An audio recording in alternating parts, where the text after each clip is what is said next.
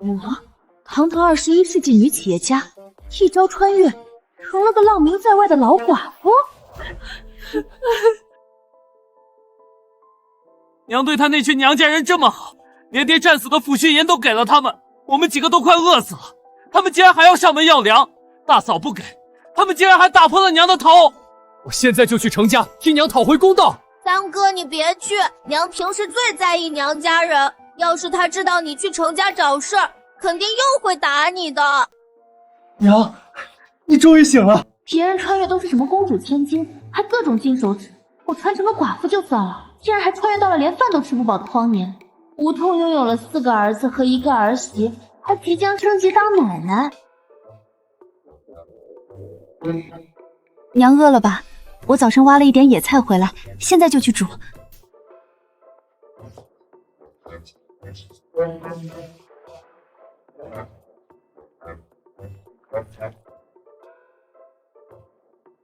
娘，给。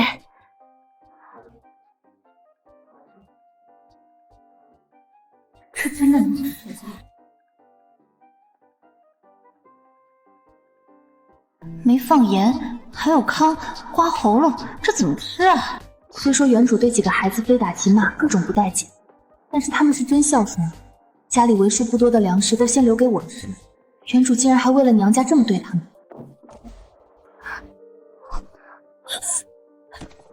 娘，对不起，家里只有这些了，您先将就吃，我明天一定能找到更好吃的东西给您。我不饿，你们吃吧。这点东西都能让他们两眼发光的盯着，这个家也真是太穷。娘让我们吃，那就吃吧。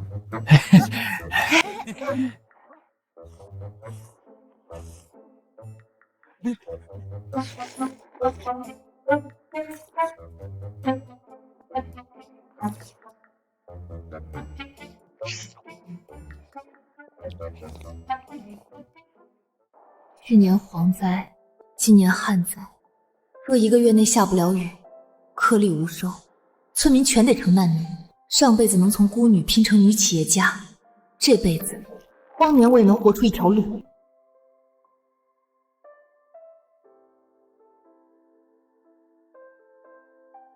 这麦穗都是空的。丁，发现天然无污染苦菊菜。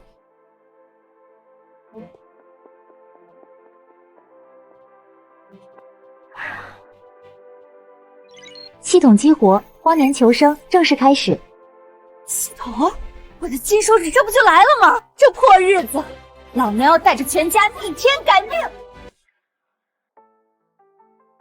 天然无污染苦菊菜，1斤10文。这么多。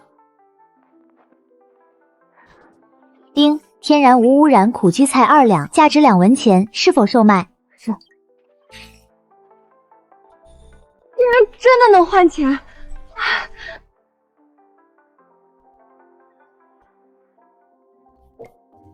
想不到这交易商场竟然有这么多东西。这肉包子看起来好香。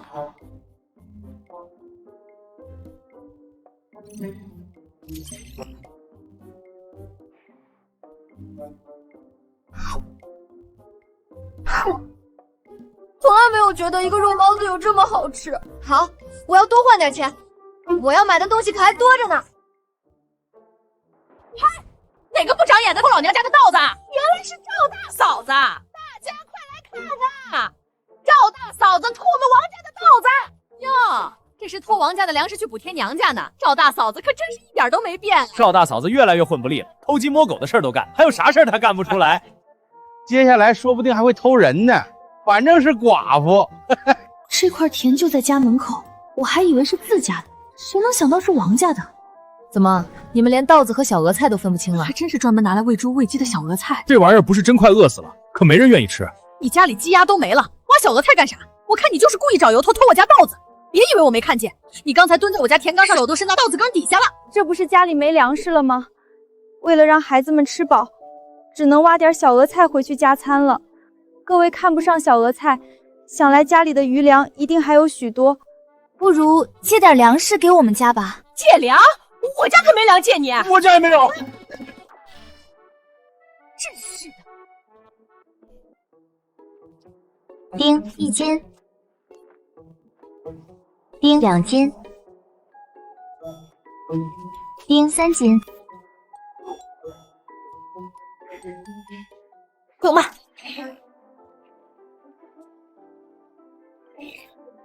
这下是真发财了！今天真是运气好啊！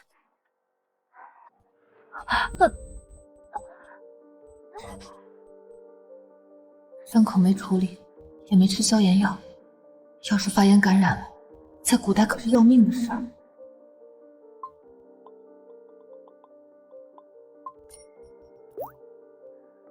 这么贵，我挖了一下午野菜也才20文。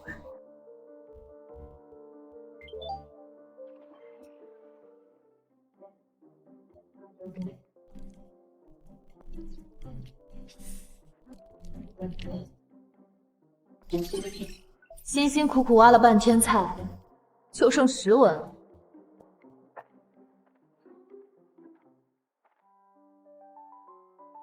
大哥，今天野菜糊糊好好吃，我的肚子好久没吃那么饱了。我也是。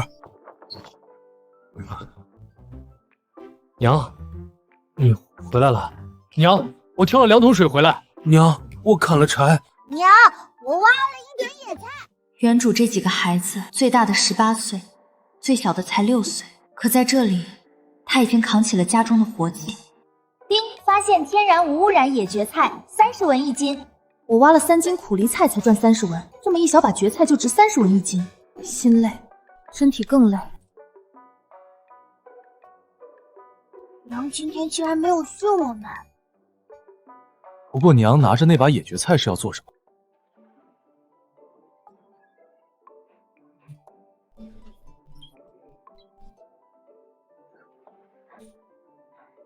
这大米看着可真香，晚上总算不用饿肚子了。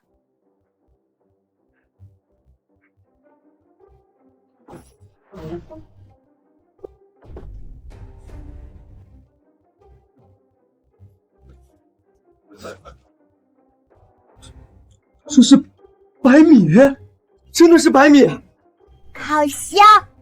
这白米，我本来准备拿去孝敬你们外祖父外母，不过今天的事让我对娘家彻底死心了。这么多年，我里里外外给程家补贴了那么多银子粮食，谁能想到被你们大舅砸破了脑袋。娘，以后给程家的好东西我们自己留着吃。我这演技要是放现代，这不得拿个影后大满贯？以前不管程家人怎么不要脸，娘都会向着那边。我们4个儿子就像是茅坑里捡来的，这次怎么？惠娘，这些米拿去煮了。煮了干啥？今天不是已经吃过饭了吗？让你煮就煮，有什么好问的？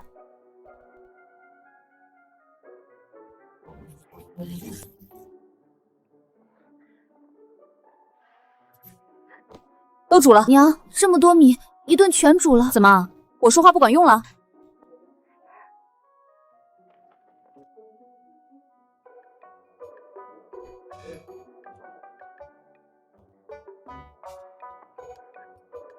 啊！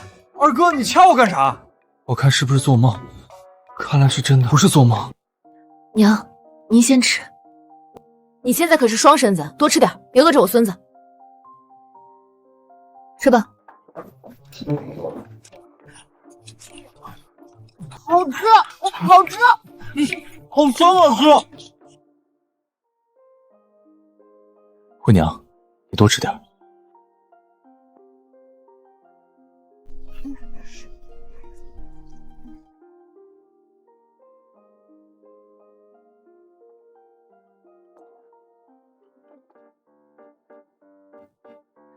好饱，好久没有这么饱了。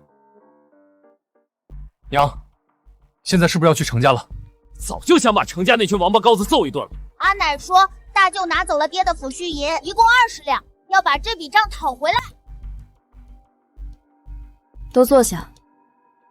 也是，娘一心向着大舅家，怎么可能突然就死心？等这会儿伤心劲头过了，怕是又会变回原来的样子。程万老赵家倒了8辈子血霉，娶了你这么个败家娘们进门。大山爹的市银有20两啊，都被你拿去补贴娘家，活该你被娘家人揍一顿，怎么不揍死，还能少个祸害？这是原主的婆婆。1年前元神发婆分家后，和婆婆就彻底老死不相往来了。是全村人的面花小额菜，搞得好像老赵家磕代理一样。你个小娼妇，有银子给娘家，没银子买粮食，还找人借粮，要不要脸啊？嘿，这老太太精神也真是好，大晚上的竟然跑到门口来骂我。我是那种站着被人骂的人吗？大山媳妇儿，你过来。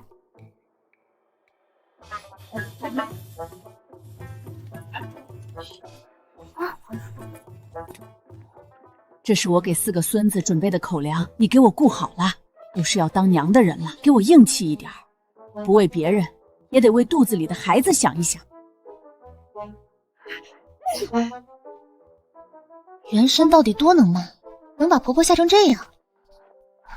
娘，发霉的米吃了怕是要闹肚子。时间不早了，烧点水洗澡睡觉。娘，家里就剩这些水了，您先洗。先洗？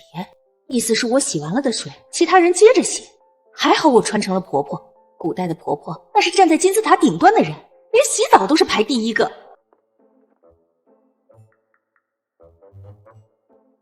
一张床4个人睡，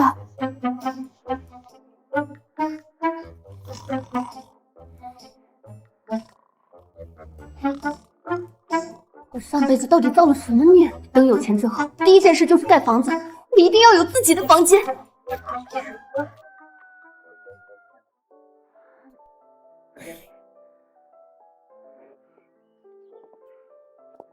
这几个孩子是真懂事，也不知道元神为啥偏偏疼爱娘家的侄儿。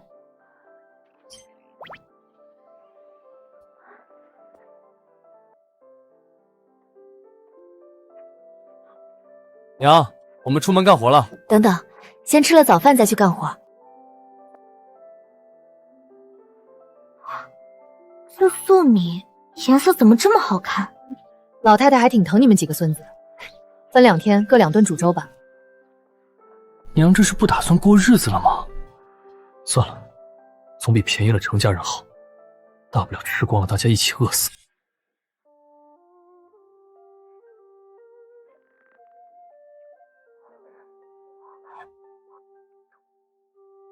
是吧？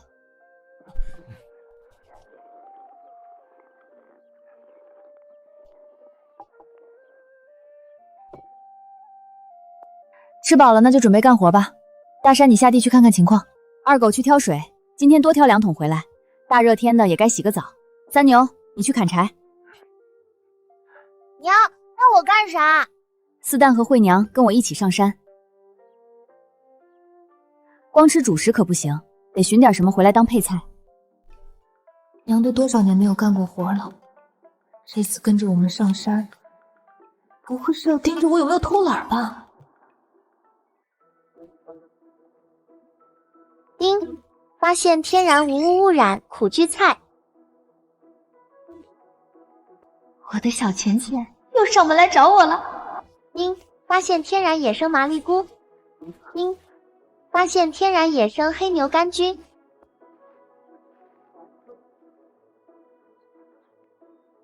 天哪，好肥美的蘑菇！哟，赵大嫂子，这野菇子也敢采，不怕毒死啊？就是，几10年前也是闹饥荒，村里有一户挖了毒菇子，全家都死了。山里这邪玩意儿，谁敢碰？真是揭不开锅了，连毒菇子都不放过，也不怕一家人整整齐齐上路呢。嘴再闲得慌，我抓一把土塞你嘴里，给你过过瘾。放心吧，我们一家福大命大，死不了。饿死鬼投胎，早晚出事。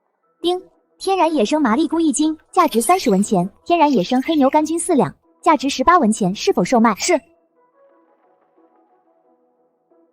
这野生菇可比野菜值钱多了，大棉被有着落了。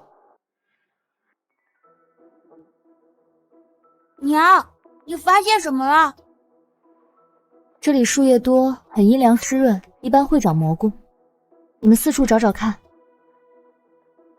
哇，娘，发现天然鸡菌菇，可食用，价值12文1斤。丁，发现天然野生黑牛肝菌。四蛋儿，你真棒！你就在这里采蘑菇，我们去那边再看看，记住别乱跑。这还是娘第一次夸我，娘还摸我的头。这小子也不知道多少天没洗头了，算了，我自己也没洗。娘，这有不少野蕨菜，我挖一点，咱们晚上吃。好。丁，发现天然野生黑牛肝菌。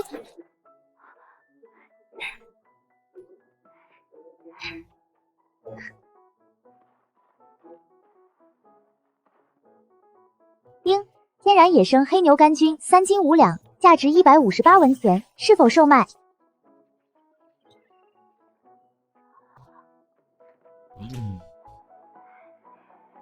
这才能换100斤大米，够一家人吃2个月了。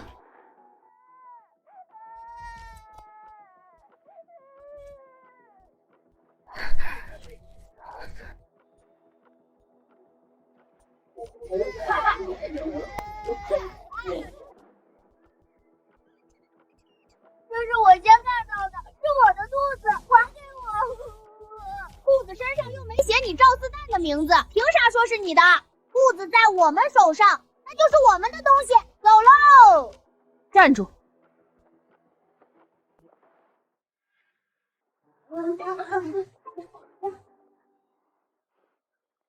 赵大婶子怎么也在这儿？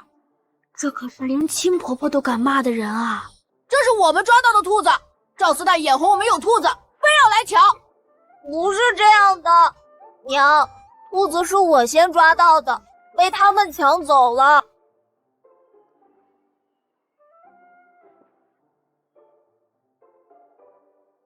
别兔子不兔子的了，先把医药费给赔了吧。找郑郎中拿点药，差不多30-40文钱。还有这件衣服也没法穿了，你们得赔。去年赵大婶为了2文钱，在我家门口撒泼了3天，把我妈气得够呛。现在可是30-40文钱，再加1身衣服。这只兔子就是证据，想来李正也会站在我这边。不关我们的事。我的兔子！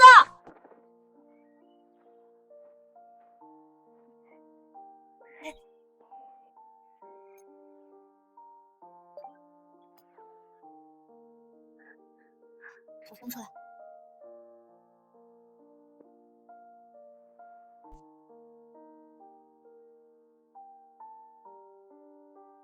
娘好温柔，铁柱哥的娘就是这样的，我好喜欢现在的娘。四蛋，你喜欢吃清蒸兔子还是红烧兔子？兔子这么可爱，为什么要吃兔子？丁，发现纯野生放养粗毛兔，1斤8两，价值54文钱，是否售卖？养殖场兔子才6文1斤，把这只野生兔子卖了，岂不是能换一只8-9斤的大肥兔？娘，这是什么？四蛋抓到了一只兔子，今天我们吃兔肉。娘，我会剥兔子皮，完整的皮毛剥下来，可以给娘做一个围脖。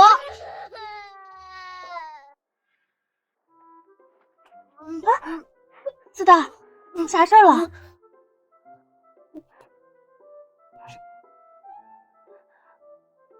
四蛋，这兔子是你抓的，等会儿你比他们都多2块兔肉。好了，我们回家吧。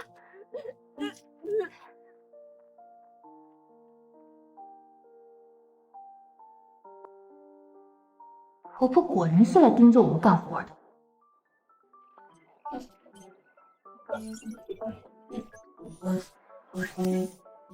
卖一只瘦的，买一只肥的，还净赚，这买卖划算。不过这兔子也不够咱一家6口吃的呀。四蛋儿，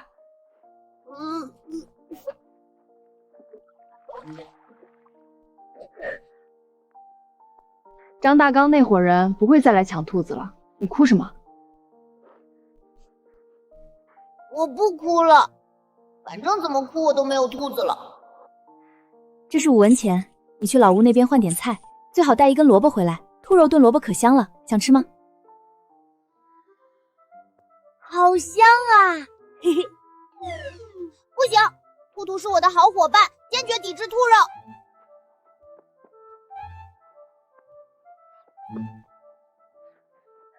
阿奶，四蛋儿，你咋来了？娘让我来带一根萝卜回去。当初是大嫂闹着要分家，还拿走了大哥20两银子抚恤银，说好了与老赵家再无干系，现在竟然让小儿子来要吃的，怎么会有脸皮子这么厚的人？你娘就是个懒货，开春的时候大家都种萝卜，就她不种。现在好了，谁家多少都有存粮，就你家还要挖小额菜吃，搞这一出让人看笑话。大嫂都那样过分了，婆婆竟然还偏心大嫂那一家人，不就是大嫂能生儿子吗？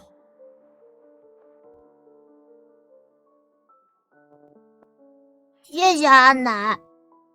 哪来的铜板？娘说要用铜板换萝卜。老大媳妇儿那个小娼妇没脸没皮，什么时候要东西给过铜钱？等会儿，1文钱起码能买3斤萝卜，要不了这么多。娘知道我没给钱，会打死我的。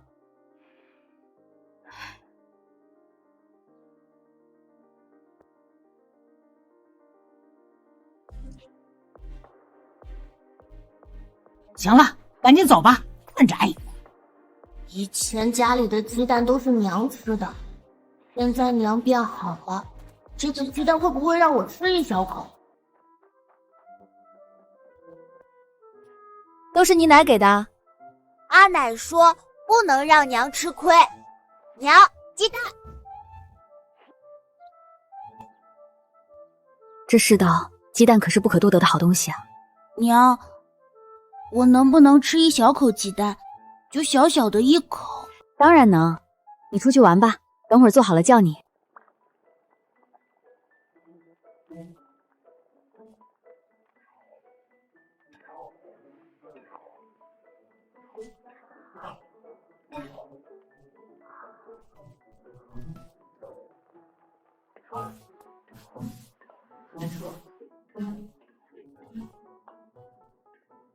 从昨天开始，婆婆就变得好奇怪，家里无论有什么东西，都得一餐吃完，这日子可怎么过啊？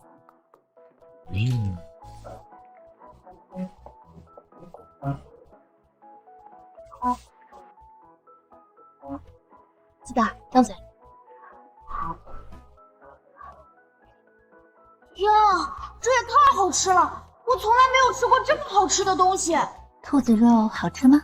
对啊，这是兔子肉，我最好的伙伴。去喊你2哥3哥回来吃饭。兔子，对不起。大山，这么吃真的能行吗？娘这么安排肯定有道理，你听娘的就行了。这天气也太热了，今晚说什么都得洗个澡。娘，铁柱哥说看到2哥3哥去程家村了。程家村？那不是我娘家吗？这俩小子去程家村干什么？大山，你跟我去一趟程家。这程家村怎么这么远？等我有钱了，我一定要买一辆马车。不过，大棉被、新锅、盖房子、买马车，想得挺美，现实残酷的很。娘，你还好吗？好的很。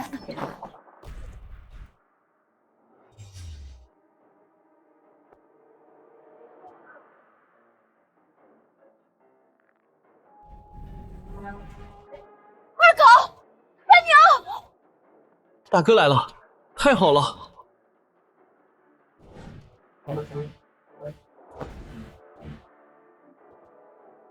娘也来了。完了，上次我们来给娘出头，结果被娘反过来狠狠揍了一顿。这次娘肯定更向着程家了。我们搞砸了，20两银子没要回来，还惹了麻烦，娘会不会不要我们了？大山娘，你来的正好，程家最后一只大母鸡被这俩狗东西拧断了脖子，所以你就把他们都绑了起来。没错，你教不好你儿子，那我就费心替你好好教导教导。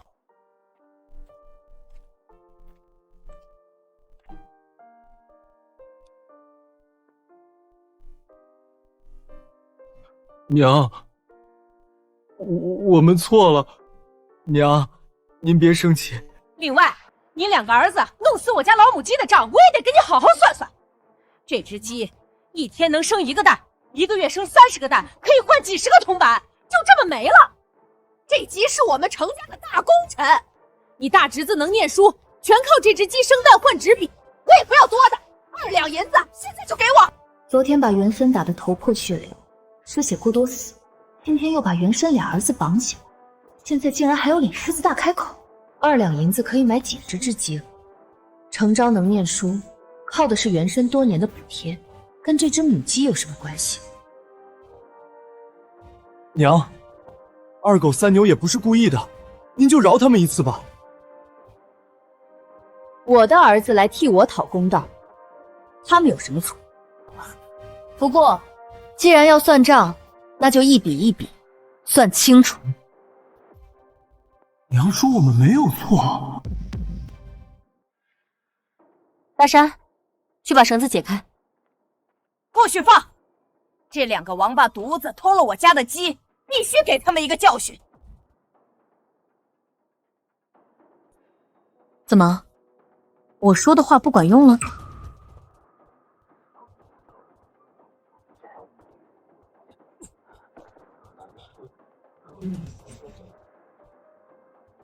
娘竟然没有怪我。惯子如害子，你这么惯着他们，这俩王八犊子迟早要闯大祸。照我说，就该绑在树上，饿他们个3天3夜。我自己的儿子，我自己教育，轮不到外人指手画脚。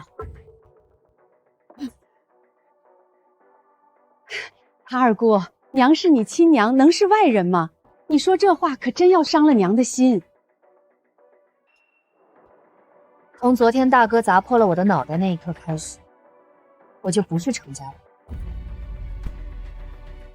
不过一只大母鸡而已，就要赔2两银子，我可没见过谁家人这么坑外嫁的闺女。这只大母鸡值不了2两银子，但是它能生蛋，10年生的蛋咋还卖不到2两银子？好，就算它值2两银子。陈芝麻烂谷子的账我们就不算了，就单说去年大山爹战死的西银一共20两，全被大哥借走，扣除大母鸡要赔的2两银子，还剩18两。你们程家准备什么时候把这笔银子还给我？这20两银子是你给我们程家的，什么时候说过要还了？欠债还钱，天经地义。我倒是不介意去找县令大人主持公道，就是不知道程昭会不会答应。程家人为了区区20两银子就上公堂丢人，传出去多好听啊！二姑，你是疯了吗？程昭可是我们家最会读书的男娃，以后是要靠功名的。你要是敢上公堂，我们程昭以后可不认你这个二姑。他认不认我不在意，我只问一句：18两银子什么时候还回来？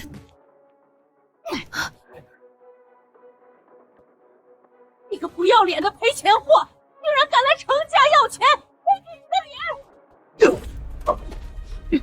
谁允许你打我娘的？既然老太太非要撕破脸皮，那就公堂上见吧。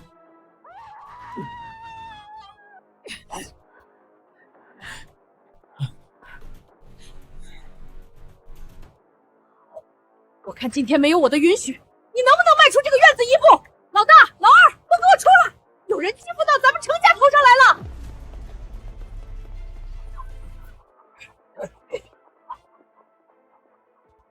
程弯弯，你今天是来找事儿的？我是来要债的。嘿，做梦！今天你们几个谁都别想走！二哥，他们要动手怎么办？那就打！娘说了要讨公道，咱们不能怂了。这几个小子终于应景。你们想拦？行，我倒要看看谁敢动我们孤儿寡女一根手指头。大山、二狗、三牛，我们去镇上一一告官。我说了，今天让开！谁敢再拦？二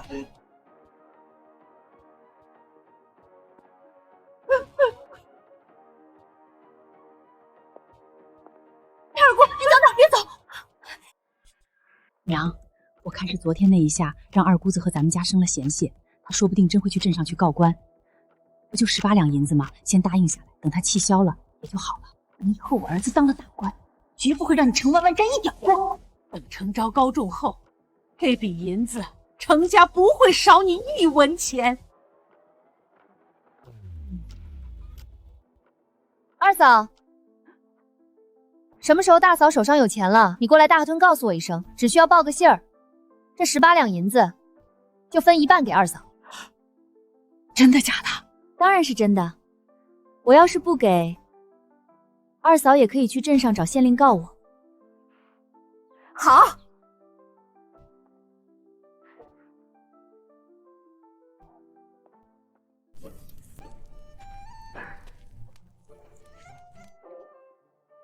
喝了。干啥？这是留给周二的鸡汤。这鸡2两银子，我不是已经赔了吗？既然钱都赔了，这鸡汤就是我们赵家的东西。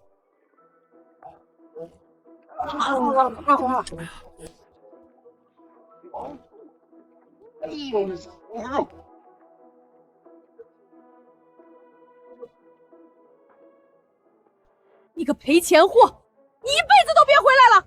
你从赵家分出来，又跟娘家老死不相往来，以后你被人欺负，别指望程家给你出头。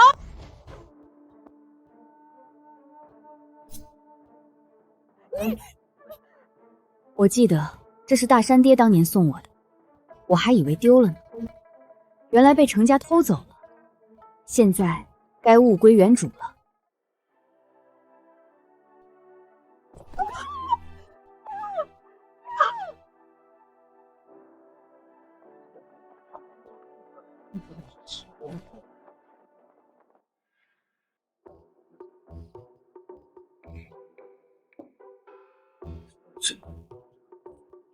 这么多财，以后你还丰盛。想不到我们在外面闯了祸，丢尽了脸面，回来不但没挨打没挨骂，竟然还有满满一桌子好菜等着我们。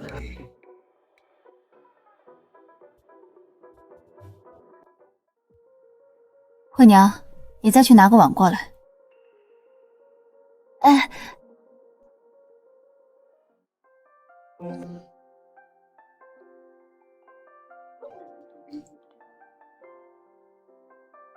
子弹，端去给你阿姨阿奶。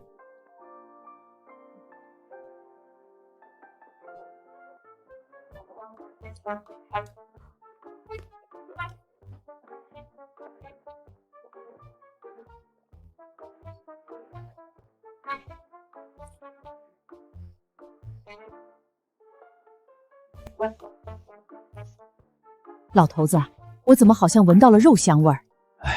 这会儿谁家里还吃得起肉？再等个3、5天，村里起码会有一半人断粮。阿奶，四蛋这孩子咋又来了？不会是被他娘揍了吧？阿奶，这是娘让我拿过来的，我先回去了。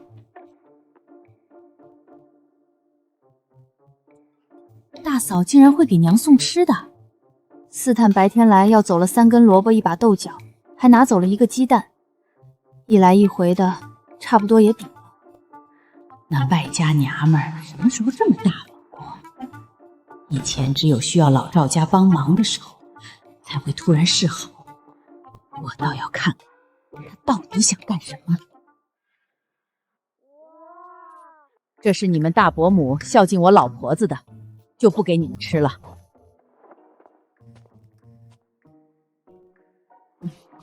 我老大媳妇什么时候这么孝顺了？憋着坏招呢。既然他主动送过来，不吃白不吃。大山媳妇儿的厨艺什么时候这么好了？人到齐了，开饭。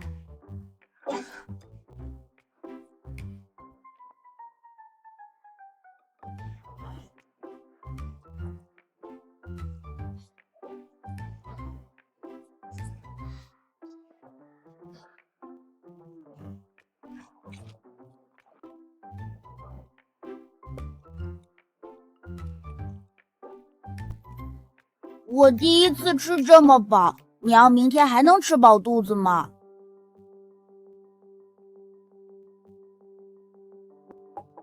家中确实没有粮食了。家里果然没粮食了，幸好今天吃得饱，应该能管3天吧。不过，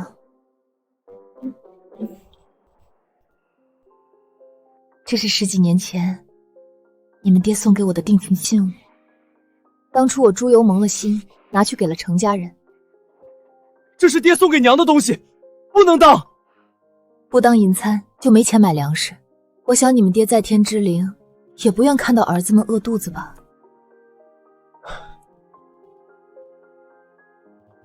总有一天我会把这根银簪赎回来。今天娘为了我们和程家决裂，以后我一定会让娘戴上金簪，穿上绫罗头缎。你们俩可有什么要说的？我们不该去程家村，娘，我错了。你们确实错了。在没有做好充足的准备之前，在没有胜算之前，就不该这么鲁莽。二狗，你今年16，成人了。我知道你聪明，但只是一些小聪明。今天我和你大哥若是不去，你们被绑在院子里一整夜，不吃不喝，会去掉半条命。还有三牛，你空有一身力气，做事从不动脑子。你力气再大，也才14岁，10个你捆起来都未必是你大舅的对手。以后莽撞的事情要收一收了。娘没有怪我们去程家找麻烦，而是怪我们没有做好准备就去了。娘这是真的彻底对程家死心了吗？做错了事必须受罚，就罚你们现在一人去挑2桶水回来。以前娘罚我们要么跪1夜，要么1天不吃饭。挑水本来就是该做的活，也能当惩罚。我们这就去挑水。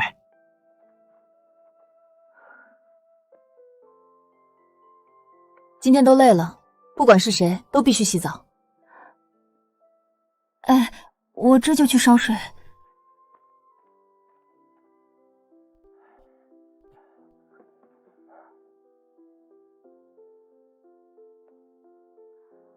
自己洗，还是让我给你洗？我自己洗。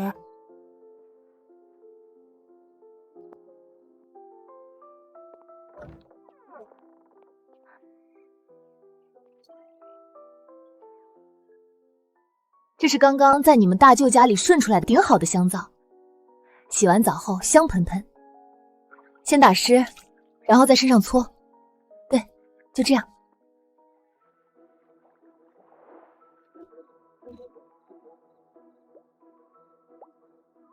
你能不能快点洗？娘说一定要洗干净，不然不能上床。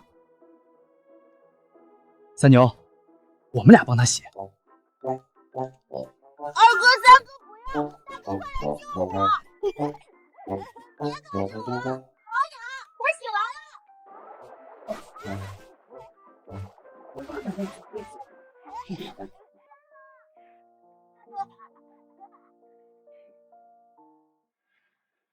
去镇上的快上车嘞！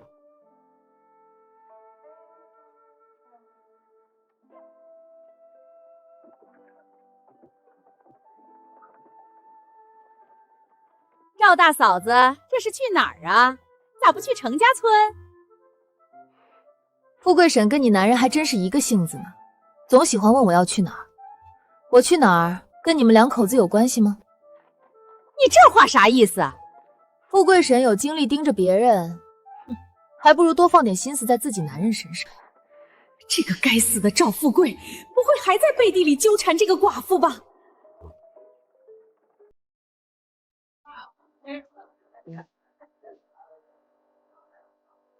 大山，你去买2个肉包子过来。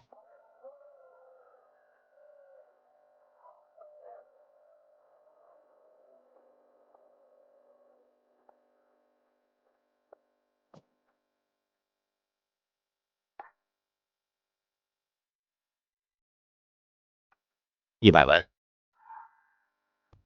原生丈夫花了接近1两银子买回来的定情信物，值100万。银簪太旧，款式也不好看。再一个，最近典当首饰的人还挺多，价格自然也就下来了。这位大婶，我可没乱开价。算了，不当了。为了这么点铜板，当掉原生和丈夫的定情信物，着实不值当。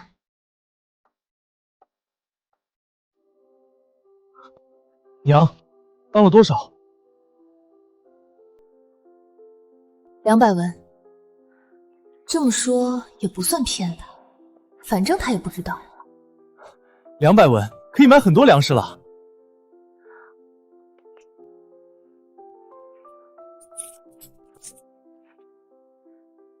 你去杂货铺买点盐，还有一些需要用的调料。我去粮店看看。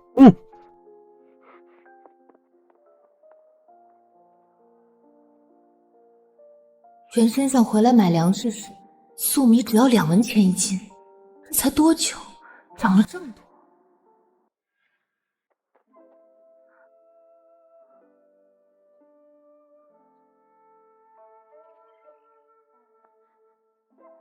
大米20斤，面粉20斤，铁锅1口。本来还想多买点的，真的背不动了。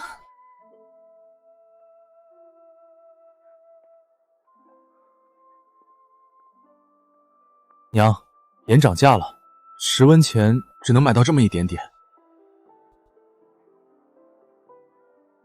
我刚刚也买了点儿，走吧，回家。还好商城里的盐便宜，10文钱能买5大包。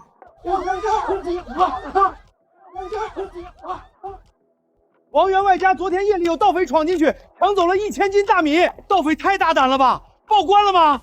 昨夜就报官了，但是没抓到人。大家晚上锁紧门，别被盗匪盯上了。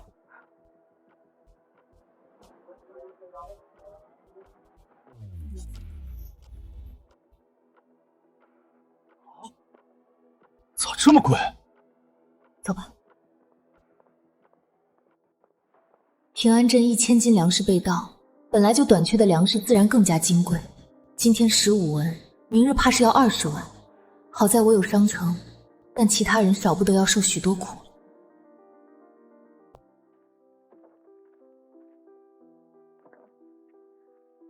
赵大嫂，咱买了一口锅，这锅子看起来真不错。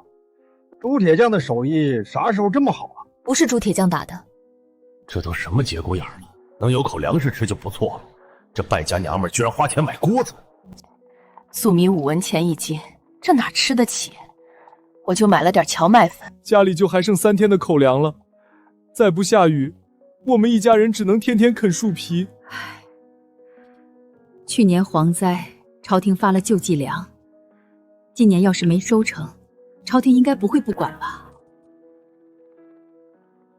大神，快帮我拿下来！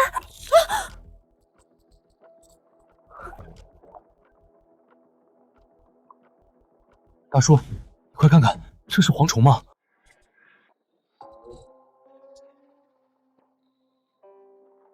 蝗虫不是去年就飞走了吗？咋还有？别自己吓自己，只有一个蝗虫，捏死就完了。蝗虫过境，寸草不生，蝗灾可比旱灾可怕多了。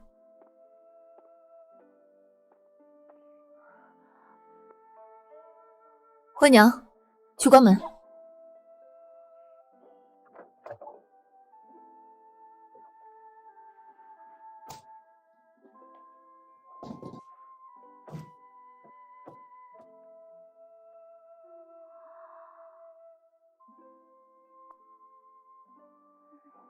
身上1文钱都没了，看来下午还得去山上找蘑菇赚点铜板。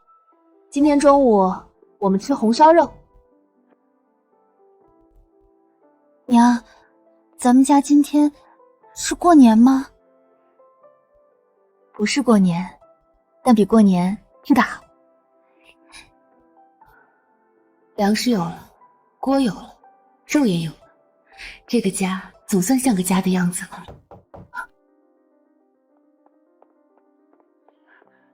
娘，不好了！2哥、3哥跟人吵起来了。这俩小子怎么这么能闯祸？走去看看，谁敢欺负我弟弟？站住！你在家给我垒个新的灶，我回来了检查。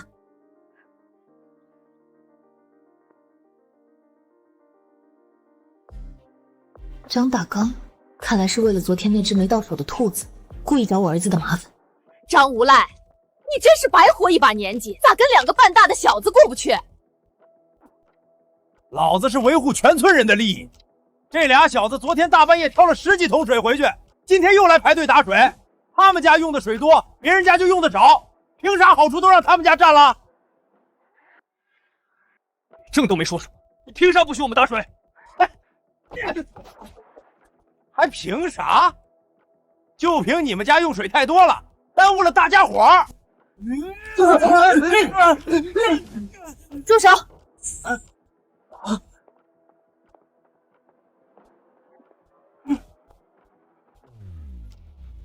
你这是要公然欺负我们孤儿寡母？谁能欺负得了你？你从我儿子手上抢走了3、4斤重的大肥兔子，敢从我儿子手上抢东西，就别怪我不许你们一家人用水。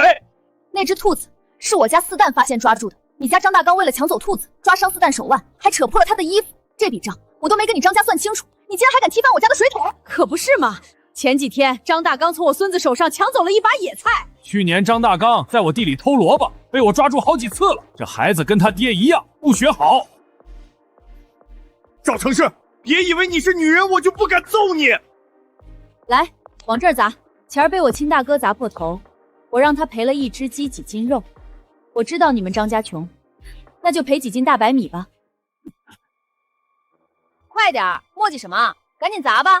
砸狠点，多赔几斤米就完事儿了。可这娘们儿惯会撒泼卖狠，头一根绳子吊死在我家门口，那就完犊子了。张无赖，不然把李正叫来评评理呗。李正最是公正，要是赵大嫂子真的抢了你家兔子，李正肯定会站你这边。呸！还好他没真一石头砸在我脑盆上，不过我也真的太弱了，除了逞嘴皮子之快，没别的本事。看来得在商城里买个什么东西防身。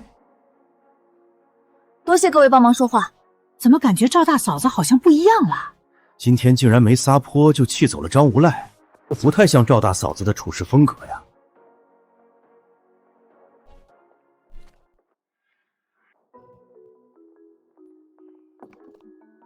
洗手，准备吃饭。娘不罚我们？你们又没错，罚你们干啥？张无赖没事找事，跟2个孩子有什么关系？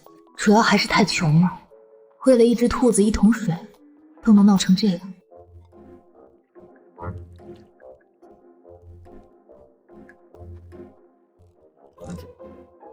给你奶送去，就说是从程家抢回来的。原身对4个孩子不好，全靠老太太暗地里接济粮食，否则4个娃儿会更瘦。既然决定了要好好过日子，就有必要和老赵家缓和关系。阿奶，我娘让我送肉来了。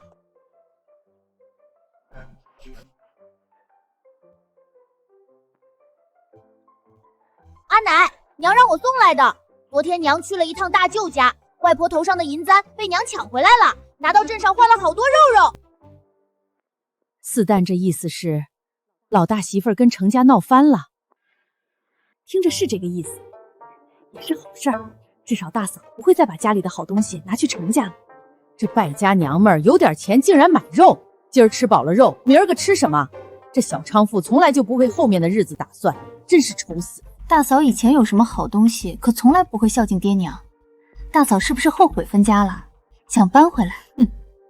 当初分家是立下字据了的，想要再搬回来可没那么容易。要搬回来也不是不行，但必须以后啥事儿都得听我这个婆婆的。你们几个都过来。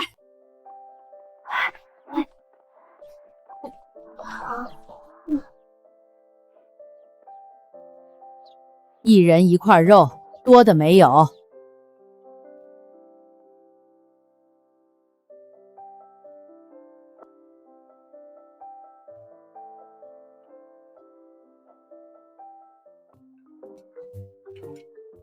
太好吃了，我从来没吃过这么好吃的肉。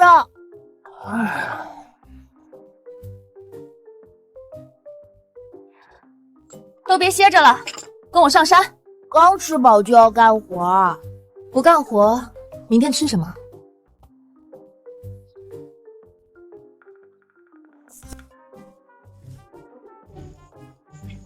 丁发现天然野生松茸菌，松茸可是好东西，在现代社会能卖到好几百一斤。大山，你去找找野蕨菜。二狗，你看看能不能找点蘑菇。三牛，你去砍点柴。四蛋，你看能不能找点野果子什么的。好的，娘。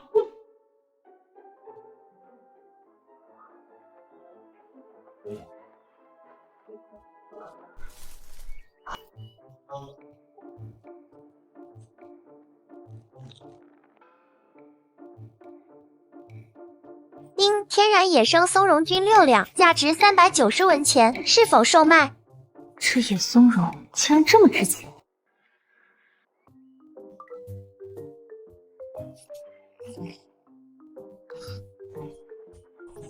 松茸竟然600多文一斤，要是能再找到一些就好了。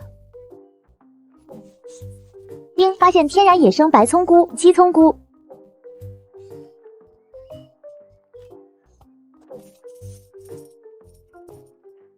想不到这么快就挣了半两银子了。药袋是我们家泥鳅先发现的，为啥归你们家？这是我家小子爬树拿下来的，当然是归我们家。给我放手！鸟蛋的味道应该很不错，回头让四蛋这小子在林子里寻摸一下。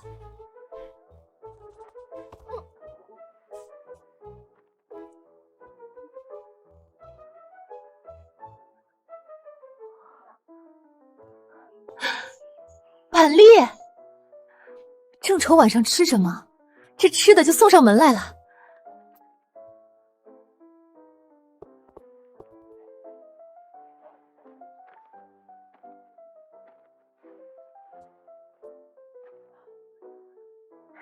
算了，一人一半，不许再抢了。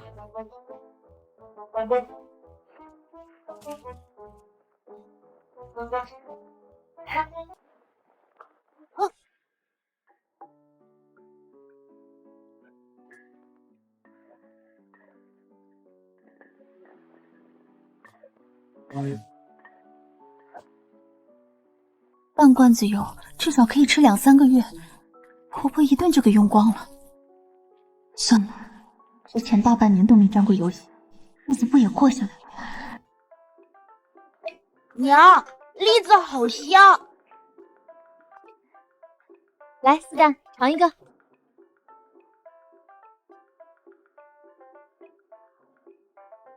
好烫，好香，好甜，好软糯。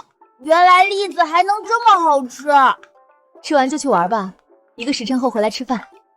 今天还有饭吃，吃栗子就能吃饱，哪里还有肚子吃饭？这东西当零嘴吃就行了，不能多吃，小心肚子疼。娘，按咱们现在的吃法，家里的食物也只够吃6、7天。银簪换回来的粮食吃完后该咋办？地里的庄稼还有20多天收割，不会一直饿肚子的。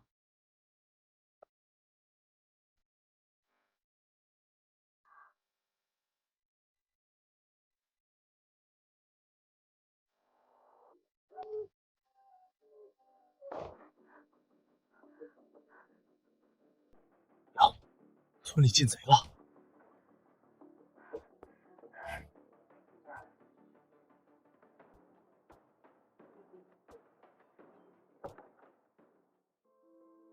还好，大米白面都还在。隔壁王婶家里的粮食全被偷走了，李正也已经派人去追小偷了，不知道能不能追上。求求你别骂我，求求你了！当家的一定要这样吗？家里粮食全被偷了，不把它卖了，这日子咋过？是个大户人家，就算闹荒灾也有口吃的。更何况大卖过去，人家给我们半丢钱，半丢钱能买100多斤粮食，这是好事儿。李正还真是偏心你们家，听说昨夜里还给你们凑了3斤粮，我家可是1粒米都没有。镇上有家开杂货铺的人没生儿子，说出2两银子把我家4胆买过去摔盆。我要是答应了，2两银子够吃到过年，但我再怎么混账也是亲娘，干不出卖孩子的事儿。我是没钱把大麦买回来，这点粮食换大麦，去我们家干干活吧。愣着干啥？赶紧过来把我家衣服洗了。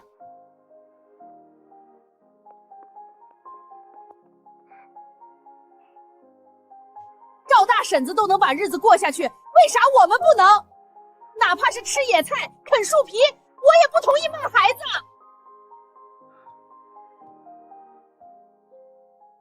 那就等地里的稻子收了再说。但如果颗粒无收，家里无粮，唯一的出路就是卖孩子。这么多例子，他为什么要帮我们？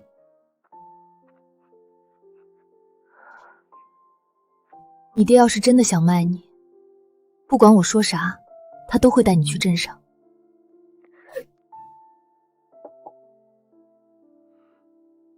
先吃点东西，然后干活。赵婶，这不行。先前我们家还有粮食的时候，我都吃不上这么稠的苦。别磨蹭，等会儿还有活给你干。大麦，你今天帮着惠娘去田岗上挖野菜，挖完中午就可以回去了。那一袋子的粮食够我家吃2、3天了，就让我挖野菜。吃好了就跟我上山吧。我怎么感觉赵婶子就是为了帮我一把？好多天没看到大嫂了，感觉大嫂看着胖了一些，果然吃肉养人。不过大嫂这些年补贴了程家不少银子，这回和程家闹翻，不知程家有没有把那些银子还回来？这是拐弯抹角打探我手上有多少银子呢？我大侄子要念书，那些银子早花光了，哪有给我的？春花娘，老太太手上还有多少粮食？这你晓得不？昨天夜里阿奶拿了10斤荞麦粉来我们房里，藏在……春花，别乱说话！家里有多少粮食，咋能跟大嫂说？万一大嫂要搬回来怎么办？大嫂给老赵家生了4个儿子，老太太心一软，肯定会同意大嫂再搬回老屋。家里没多少粮食了，几个孩子饿得头晕眼花，想打听我的家底，没门。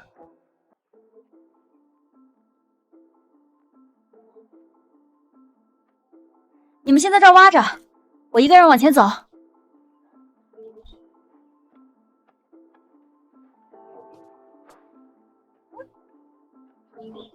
大伯娘是不是找到了什么好东西，所以才用铜板买肉吃？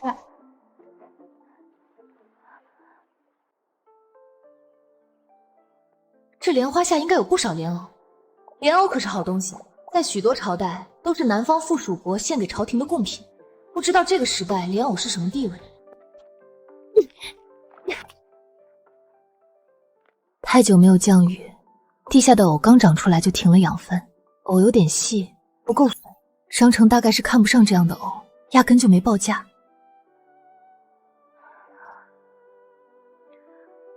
我有商城交易系统，一把野菜就能换几斤米，但村里还有那么多吃不饱饭的人。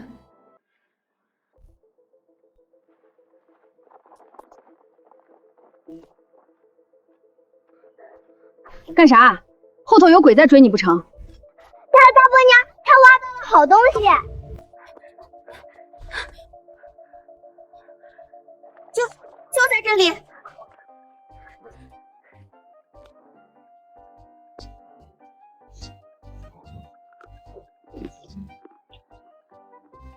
粉粉的，比地瓜清甜，感觉能吃。走，回去问你阿爷。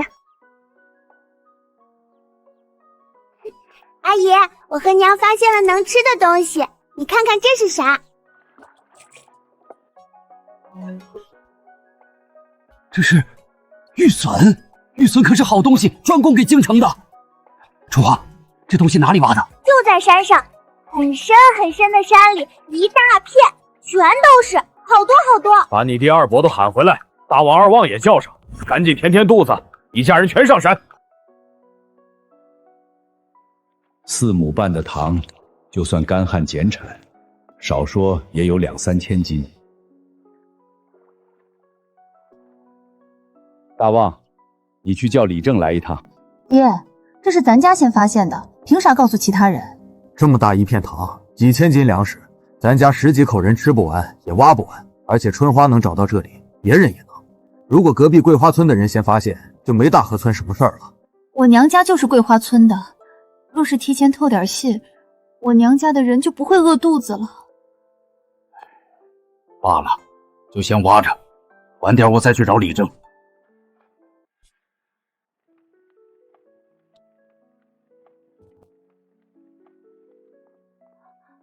娘，你在做什么？好香啊！这是藕粉丸子，这些咱们留着当晚饭吃。我先去趟李正家。娘，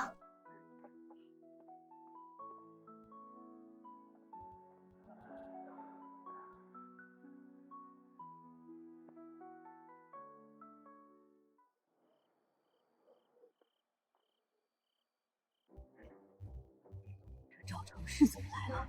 去年来就是让李王主持分家，闹得鸡飞狗跳。李正叔，大山娘，有事儿？尝尝这个。这是啥？又香又糯，比肉还好吃。今儿早上我上山看到一片枯塘，随便挖了一铲子就挖到了这东西，白白净净的，也不知道是啥，但感觉能吃。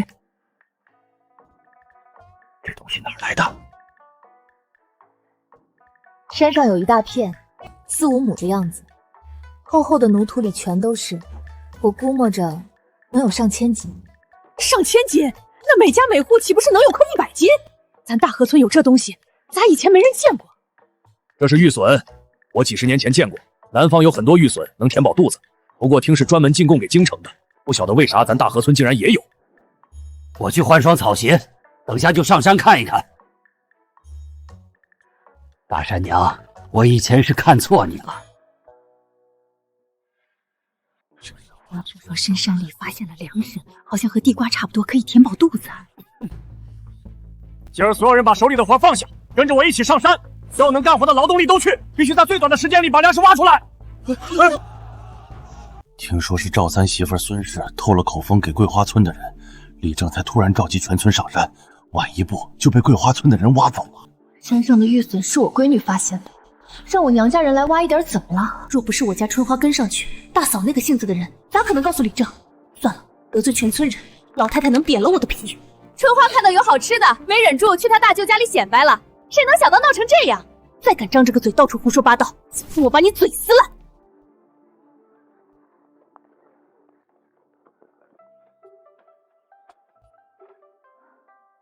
能挖多少就多少，别逞强，千万注意别把手磨破了。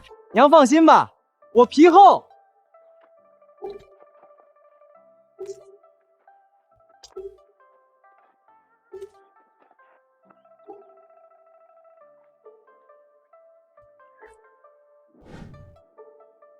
娘，你去边上休息吧，我们来挖就行了。你们4个把手掌摊开给我看看。原身太带懒，长时间不干活，比10几岁的小姑娘还细皮嫩肉。儿子生得多就是好，个个都是顶好的劳动力，活该赵大嫂子享清福。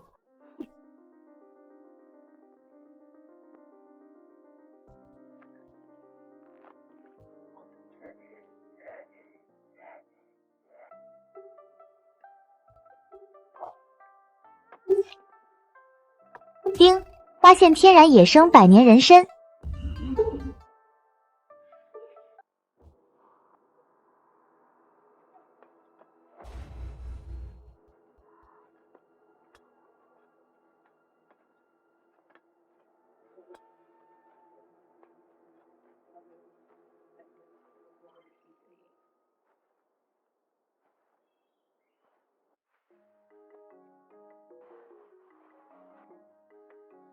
丁，天然野生百年人参，价值12万文钱，是否售卖？12万文，120两银子，这个时代家产超过100两银子的屈指可数，岂不是一不小心成富婆了？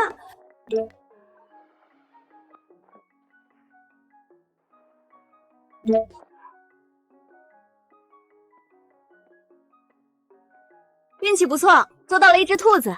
你们忙着，我先把兔子送回去。坐在路边都能逮只兔子，赵大嫂子的运气未免也太好了。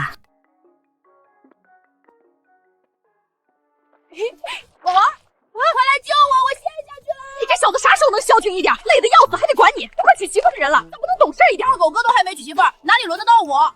这小子机灵滑头，很少会有这种表情，该不会是心里有人了吧？这边泥巴又干又硬，大旺是怎么陷下去的？我去看看。大山，你知道老二啥情况不？不晓得。不知道。娘，我知道，二哥之前问过我想不想要二嫂，还说要带我去看二嫂。二狗真狗，这么大一点就想着娶媳妇儿了，不过也挺有担当，喜欢的人就想娶回家。娘，你跟我过来一下。娘，我发现方才大旺陷下去这儿的土特别软，我挖开看了一下，泥里也有玉笋，而且比那边的大一些、粗一些。我们就在这里挖。1个多月没下雨，池塘大河全干透了，暴晒的泥土基本上都干硬结块，但这里不一样，这里的地下应该有水源，要是能挖出来，就算天不降雨，也能缓解干旱。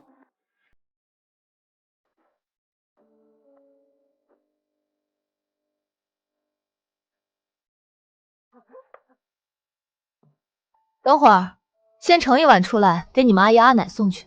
娘，你对阿姨阿奶那么好，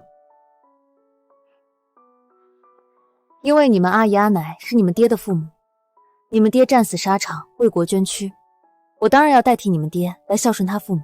以后我也要孝敬娘。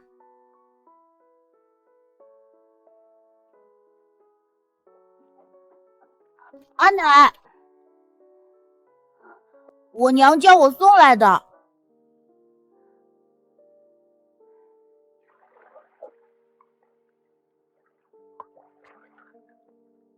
你站着等会儿，老三媳妇儿拿10斤玉笋出来。昨儿大嫂光坐着休息，还以为她瞧不上玉笋，没想到是想伸手找老宅要粮食。想吃玉笋，昨儿就该好好挖，伸手来老宅要。老三媳妇儿，前儿晚上孙家人上山挖玉笋的账我还没算，你倒折在起我来了。阿奶，今天的野菜糊糊咋这么香？锅子里好像有肉。你们大伯娘让四蛋送来的兔肉，大伯娘太好了。我让四蛋带回去10斤玉笋。二旺，你觉得给多了吗？要是谁给我吃1口肉，我给他20斤玉笋。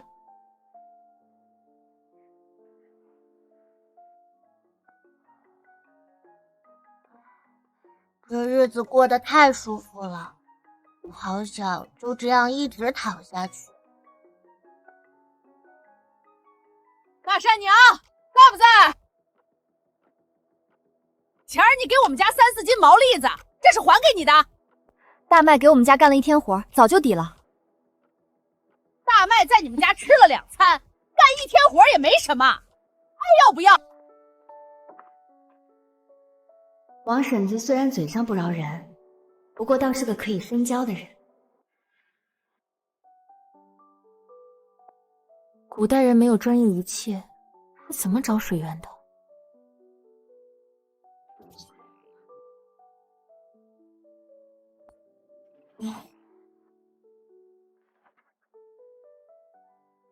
终于找到了一个相对简易的办法，但得实际操作才知道对不对。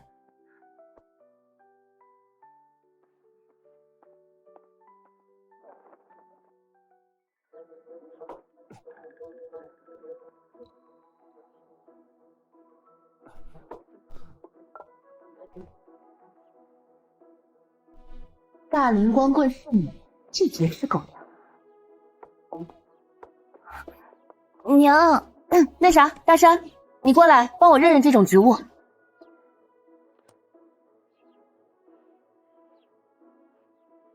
这是七艾，屋后就有不少。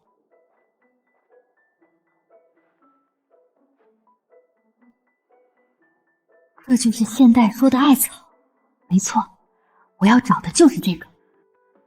这一片的七艾都割下来，扔到院子里。娘，奇艾烧不起来，烟儿可大了，我去割点别的干草吧。谁说我要拿来烧柴了？我就是喜欢它烟多，烟不多我还不要呢。赶紧割，我有大用。娘，这是要干啥？吃完午饭跟我上山一趟，到时候就知道了。娘，挖玉笋的地方好像有人。大河村的人昨天累了1天1夜，不可能这会儿又来，那只能是桂花村的人。大河村一群杂种，不给人留活路。这山头在大河村和桂花村中间，有吃的也该一个村一半，他们才不会让一半给我们的。不过明的不行，咱们来阴的。反正最近偷粮食的贼多，我们可以伪装成贼，把大河村的粮食全偷过来。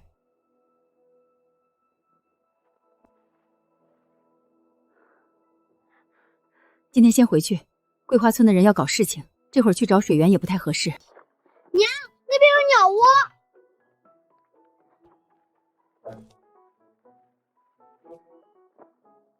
今天有鸟蛋吃啦！商城里有很多鸡蛋，就是没有一个合理的借口拿出来。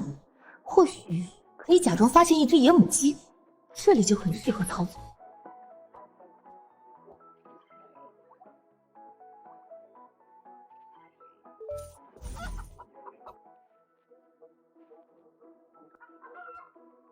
是鸡，附近有鸡。两只鸡，我们抓到两只鸡了！这2只鸡好肥，我把它们脖子拧断吧，免得半路逃走。住手！这2只野鸡好像是母鸡，母鸡一天可以生1个蛋，把这2只鸡养起来，以后你们每天就都有鸡蛋吃了。娘，这2只鸡真的会生蛋吗？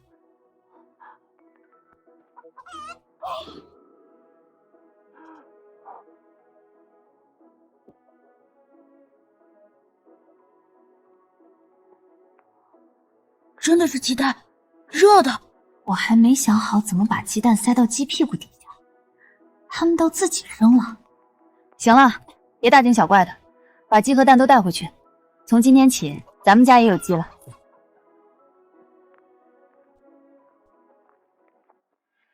李正，地里没粮食，朝廷会给咱们发救济粮吗？听说镇上的粟米涨到12文一斤了。李正，我刚刚上山，看到桂花村30几个人在我们大河村的山头转悠。这么多人来，要干啥？听他们的意思，是想集结一帮人来大河村偷粮食。桂花村的人也太不要脸了，我们先去给他们一点教训。都安静！若是我们先动手，要到县令大人那儿去，吃亏的是我们全村人。不过，我们大河村也绝不允许任何人来抢走我们的粮食。总不能让他们偷走了再打回去吧？不如建立巡逻队，每家每户派1个人，轮流值岗。一旦发现桂花村有异动，再反击也不迟。你这娘们儿一句话就给大伙找了个破差事。李正这么清正的人，要是同意这个主意，我还要怀疑一下你这个寡妇是不是勾上了李正。李正同意我的主意，就是跟我勾上了。那村里其他人都同意，岂不是人人都跟我有一腿？除了李正，根本就不可能会再有人同意。这个主意顶好，为啥不同意？我们家老大媳妇儿提出这个办法，也是为了全村人着想。张无赖为了夺揽，竟恶意揣测，这笔账我们赵家记下了。想不到原生的公公竟然会站出来帮原生说话。以前大河村都姓赵，都是一家人，但现在外姓人多了，争执也多了。这次建立巡逻队，就姑且看成是赵家的事，外姓人不必参与。不过，赵家人建立的巡逻队只会护着赵家的粮食。晚些时候，赵家人去宗祠开个会。李正，这不行嘞，张无赖不答应，那是他一个人的事儿，我们其他人可没说不答应。没错，我家人口多，可以安排2个人当值。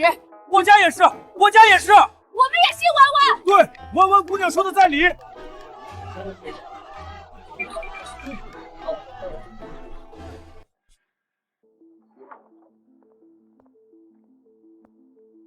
桂花村的人不知道什么时候会摸过来，得买点东西防身。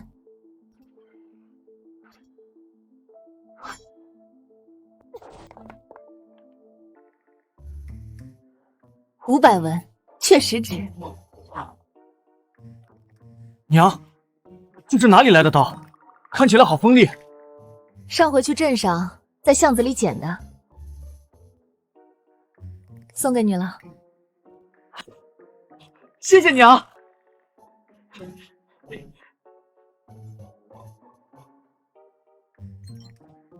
这个不错。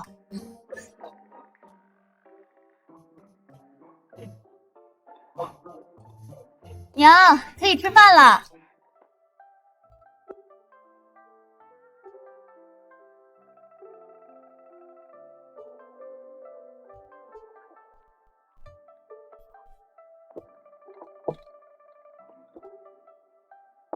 娘，我吃一个就够了，一人一个蛋，很公平。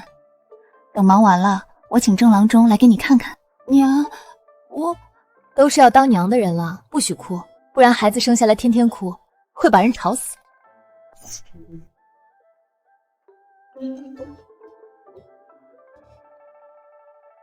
二狗哥，你在吗？四蛋，那女孩是不是你二嫂？是水琴姐，她就是未来的二嫂。看老二这副春心荡漾的样子，是铁了心要把人娶回来。办喜事要花钱，我手上倒是不缺钱，但缺一个光明正大拿出来花的理由。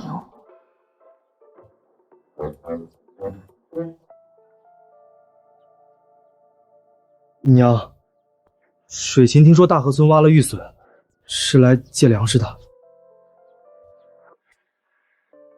借多少？10斤。10斤玉笋不算多，去拿吧。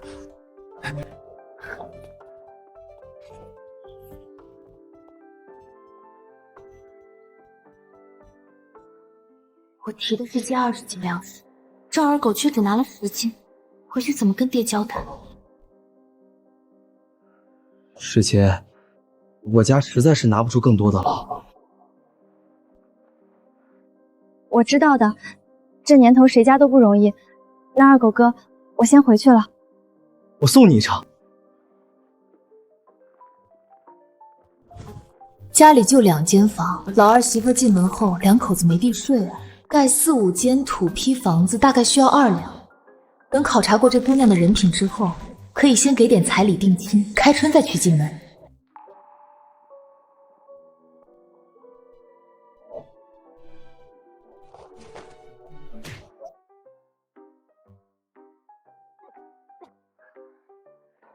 在这个年代，我已经失去了谈情说爱的资格。还没拉过男人手的我，竟然要给儿子们操办婚事，命苦啊！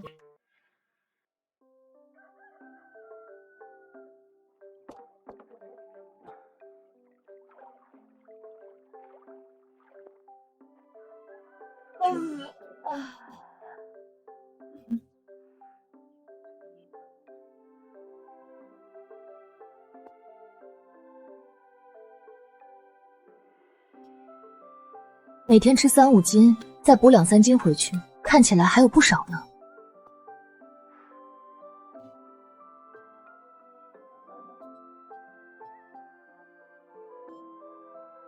先去洗脸。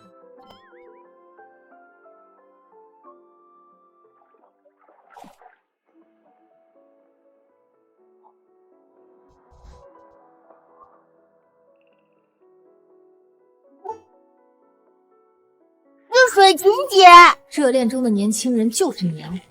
昨天刚见，一大早又来。我一个孤家寡人，真的不想吃狗粮啊。婶子，我来跟二狗哥说几句话，你们聊，别管我。二狗哥，我刚进村的时候，看到好几个人在村口走来走去，看到我还问了许多话，这是干啥？这孙水琴，这不会是桂花村派来打探消息的吧？四大，叫你水琴姐进来坐，一起吃个早饭。婶子，你就留下吃饭吧。不，我怎么能留下吃东西？其实婶子，我是……水琴，你有什么事就说，我娘很好说话的。这才几天，这小子就忘了我之前凶神恶煞的时候。这姑娘并不像看起来这么单纯。反倒是老二，像是完全陷进去。孙姑娘，你有什么事就说，只要婶子能帮上忙，定不会推拒。婶子，能不能再借给我们家20斤粮食？婶子不是不愿意借，只是昨儿刚借了10斤出去，今儿又借20斤，一碗水端不平。其他几个儿子怕是会有想法。娘，我没有想法，借吧。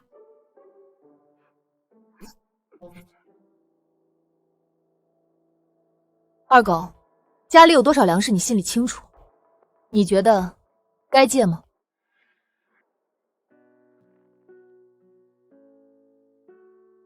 孙姑娘，20斤我们家拿不出来，最多只能再匀10斤。谢谢婶子，太谢谢了。二狗，再去取10斤玉笋来吧。孙姑娘，我看得出来你是个好女孩，我们家二狗不懂事，不能体谅你，你也别跟他计较。我当然不会跟二狗哥计较，我不过是随口贬低了一下自己儿子，这孙姑娘竟然跟着附和，她估计也在心里怪二狗没有第一时间答应借粮，到底是年轻，连心思都遮掩不住。世杰，我送你回去。村头村尾都有人巡逻，要是被人看到你们俩单独在一起，没得败坏了孙姑娘的名声。慧娘，你去送一程。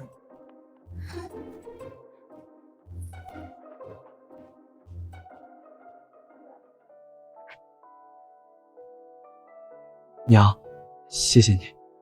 你是真的想娶这姑娘？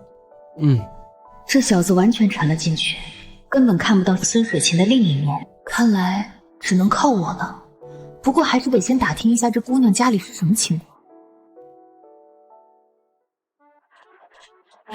赵大嫂子，你出的那个主意真不错。桂花村那帮混蛋昨晚偷偷潜进来，当值的10个人立马扑过来把人逮住了。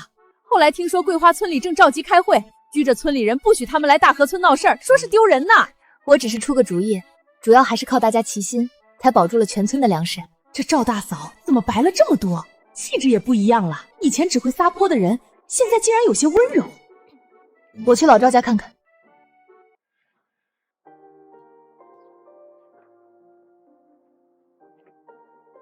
娘，在不在？在，进来吧。连着送了这么多天吃食，这是要开口搬回来了吧？等会儿不管这小娼妇怎么哭，我都不能心软。你咋来了？我今儿过来，主要是想打听个人。分明就是想搬回来，拐弯抹角讲干什么？你说吧。一个姓孙的姑娘，小名水琴，好像是桂花村的。不知娘有没有听说过？没听过。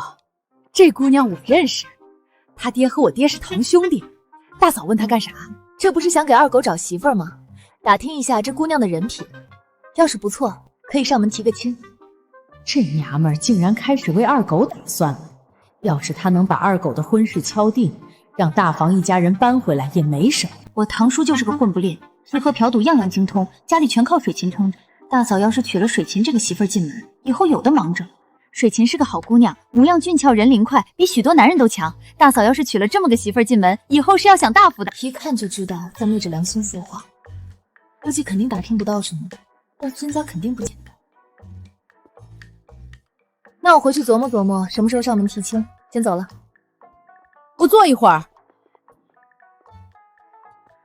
都还没说正题，这就走了？不会是想让我这个当长辈的主动提让大房搬回来吧？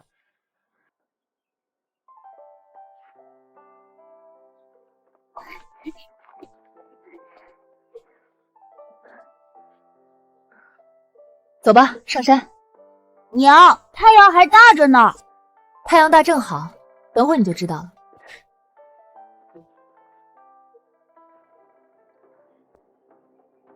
昨天还好好的，今天就干成这样了。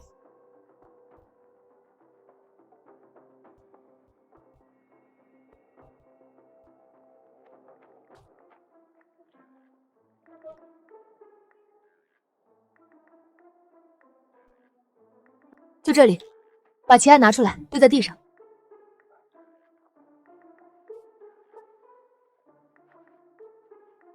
娘，旗案烧起来之后，然后干啥？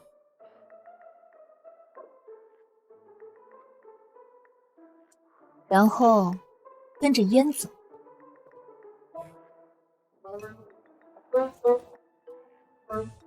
娘，烟往那边跑了。走，跟上。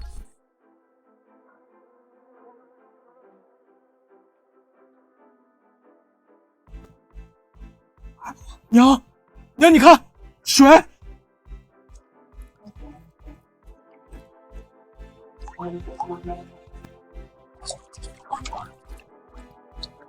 好甜，是山泉。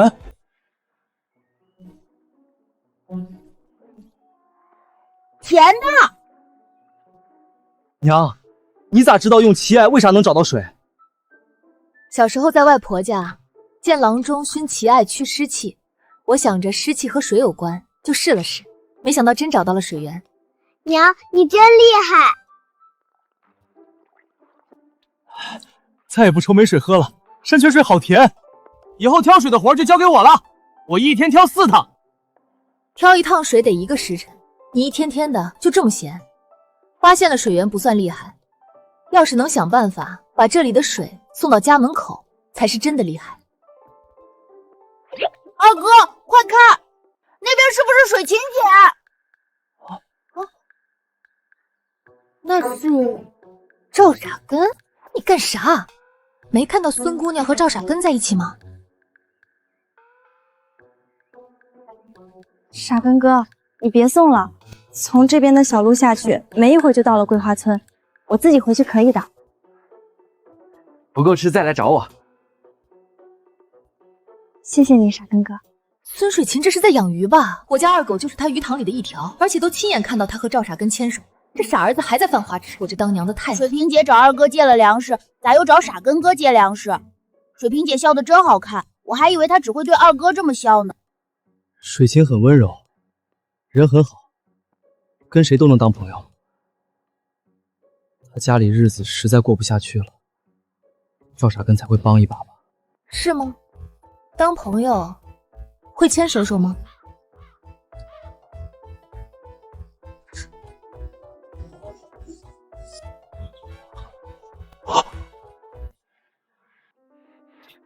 站住！你们没定亲，你跟他就没有任何关系。你现在冲出去要干啥？你是骂赵傻根乱勾搭，还是骂孙水芹红杏出墙？水芹不是这种人，他不是。傻根哥走了。水芹，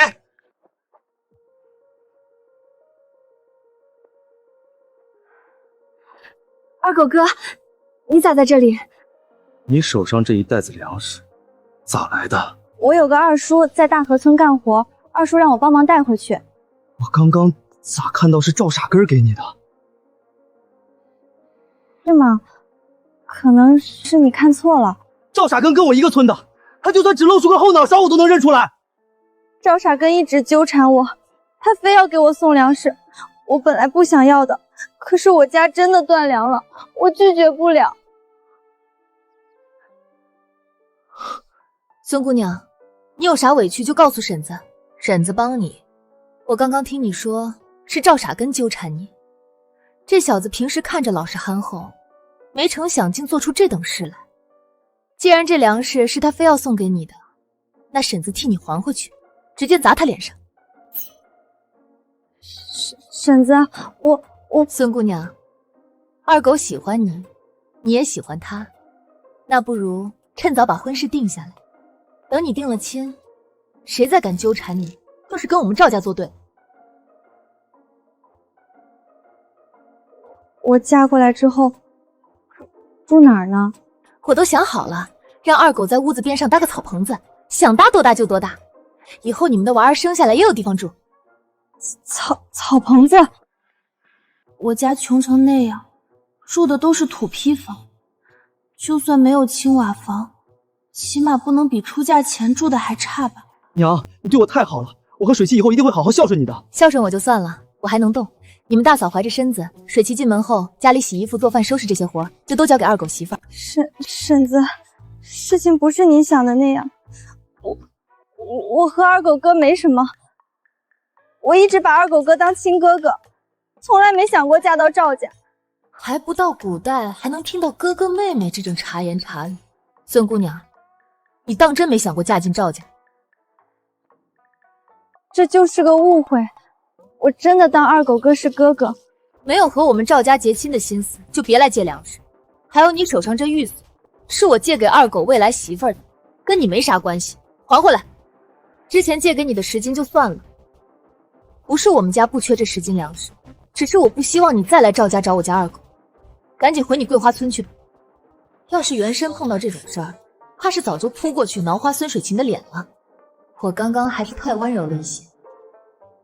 少年人的失恋来得如此猝不及防，这小子怕是心都要碎了。二狗，你是我们家最聪明的孩子，山上的水怎么引下山，这事儿你好好想一想。娘，能不能从山上的谷沟挖一条沟，水会自动从山上流下来，有多少流多少？你跟我想到一块儿去了。还有一个问题，从山上到山下多长距离，需要多少人力，挖多久，这些你都要好好想一想。这么长，一个人1个时辰肯定能挖完。从山脚下到这里，差不多需要2、3千个人挖1个时辰。村里的壮年劳动力大概有400、500人，全部一起来，大概需要多久？娘，我算不出来。等生活安定之后，第一件事就是教这几个小子认字学算术。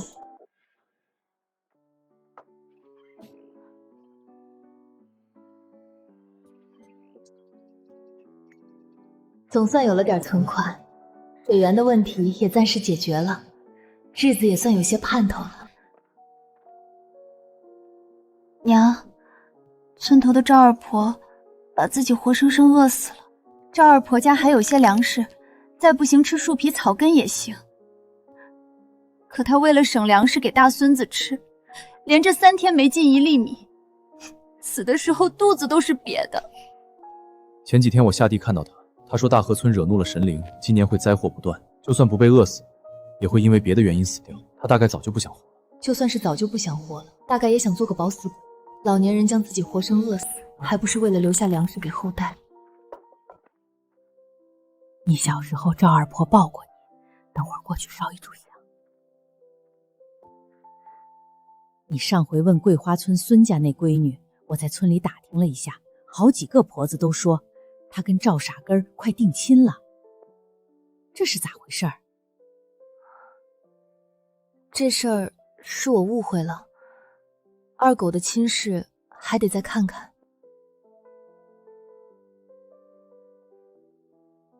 回头我让媒婆打听打听。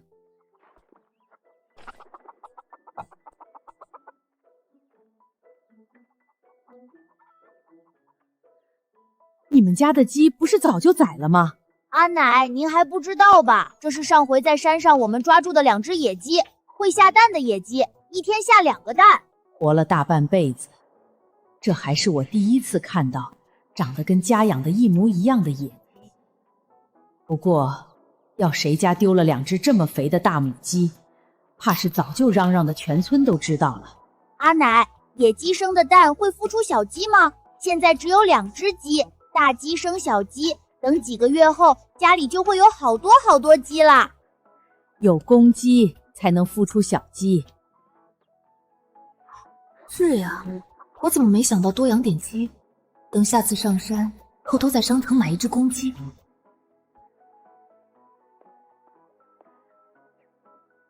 娘，您就在这边吃吧，饭菜都够。搞得好像我是为了一口吃的才来的，家里还有一堆事儿，走了。这老太太是怕我在饭桌上提什么过分的要求吗？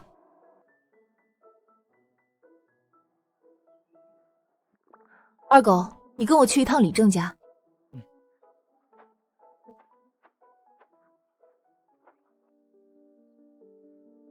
李正叔，我有一件很重要的事情告诉您。我在山上发现了水，要是能引下来引入稻田，今年就不愁没粮食入仓了。大山娘，这话可不能乱说，我会相信的。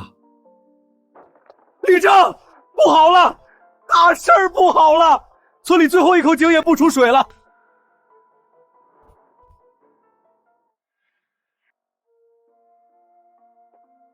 大山娘，现在村里所有的希望都在你身上了。真希望你说的每个字都是真的。李正叔，我从来不开这种玩笑。不过，我也有个不情之请。你说。我想要山下那块荒地，山上的水流下来时，正好经过这片地，以后定能乘良田。请李正叔将这块地给我留半年，等我手上有银子后再买下来。按荒地的价格给你算，8钱1亩。你要多少亩？我回去和几个儿子商量一下。阿爷，你真信赵大婶子的话？她可从没干过什么正经事儿。那就是10几亩荒地，她骗走了有啥好处？而且只要明天上山，就能知道她有没有扯谎。骗我1个晚上有啥子意义？娘，这里大概30多亩，1亩8钱，2亩16钱，3亩2两4钱。你按我说的算，1亩8钱，10亩就是80钱，30亩就是3个80，80加80再加80，等于多少？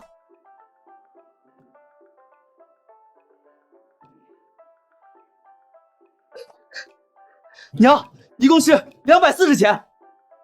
以后数额再大一点，脚下的地都不够用了。240钱，也就是24两银子，可不是小数目。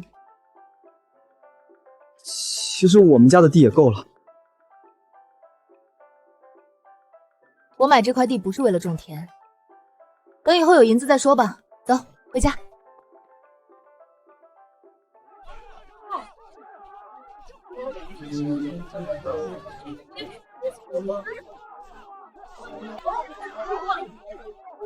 大家看看啊，程家村的人那不是东西，1斤粟米或者玉米面才能换1桶水，这是想逼死人。程家村好歹比桂花村强点儿，桂花村放出话来了，3斤粟米才能换1桶水。1天不吃粮还能动，这么热的天儿，1天不喝水那真的会死人的。李正来了，看李正怎么说。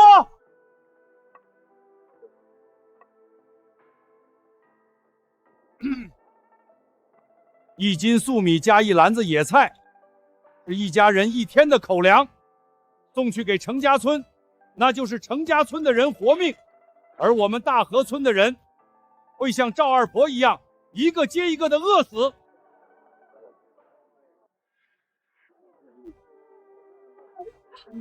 大河村的人从来没做过坏事，老天爷为啥要这么惩罚我们？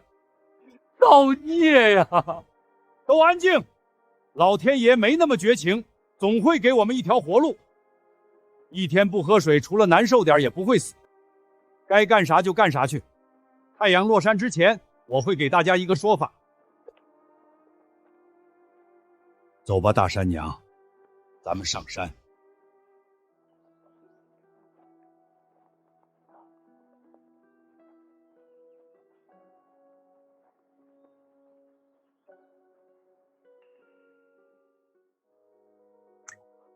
真的有水，这里一直都有水，为啥从来没有人发现？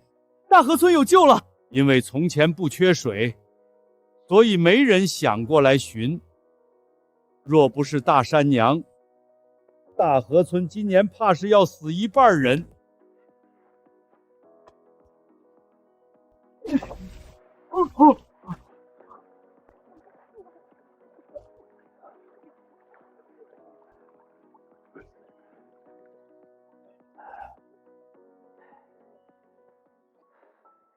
赵大婶子，先前我还以为你是故意诓骗我们，我在这里给你认个错。都是一家人，见外了。若是将这里的水引下山，稻子就有救了。但是这里离山下距离太远，现在稻子正是需要水的时候，就算把人当牲畜使，10天之内也浇灌不完。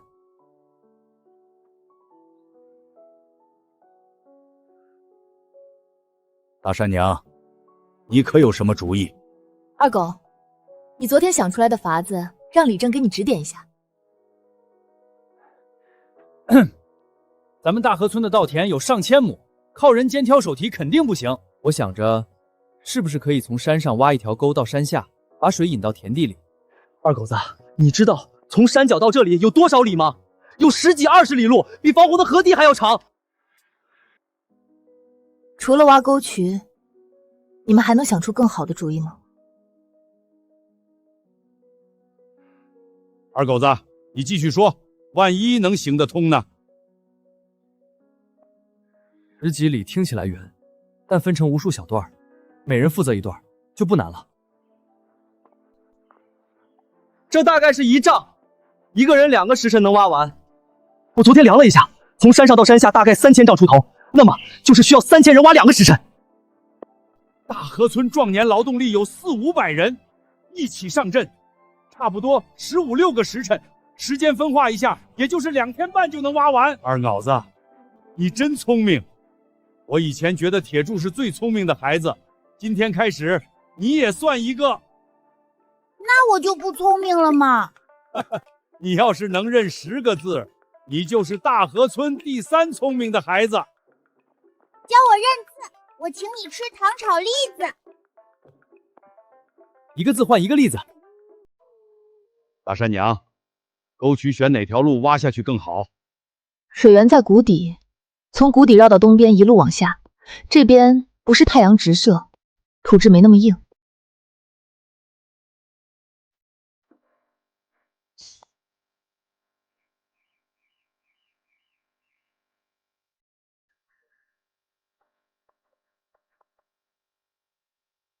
野鸡生的蛋会孵出小鸡吗？大鸡生小鸡，等几个月后，家里就会有好多好多鸡了。现在倒是个好机会。那2只大母鸡看起来就不像野鸡，容易引起怀疑。但当着李正的面在山上捡到一只大公鸡，就算是过了明路。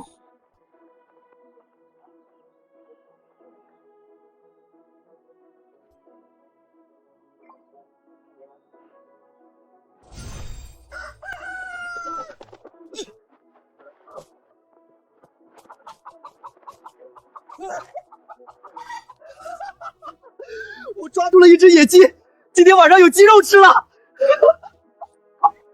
我怎么就躲开了呢？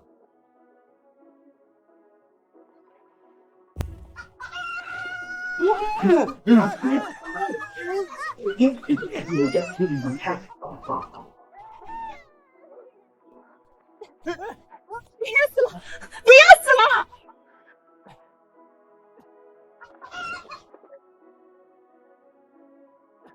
这2只鸡长得一模一样，野鸡比家养的还壮实。这山里怕是还有好东西。这2只大公鸡都是现代人工饲料鸡，长得能不好看吗？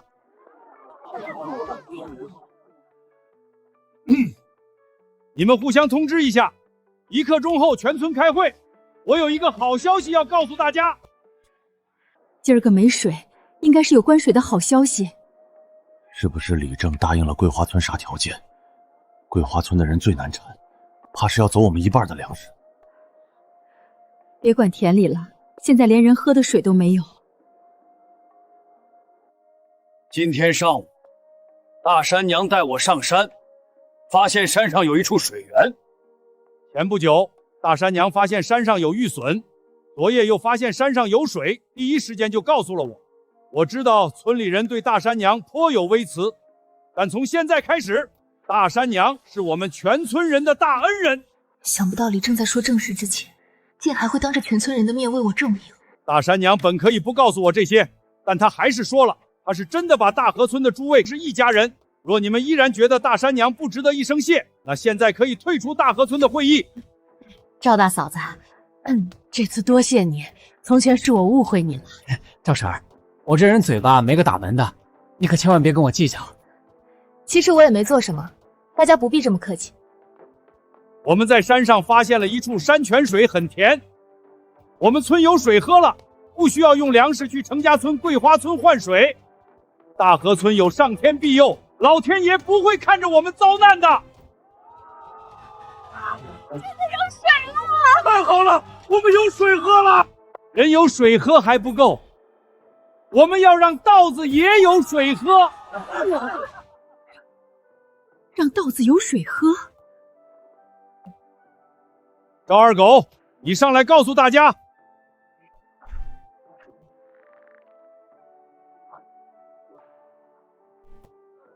山上的水量很大，给稻子灌溉不成问题。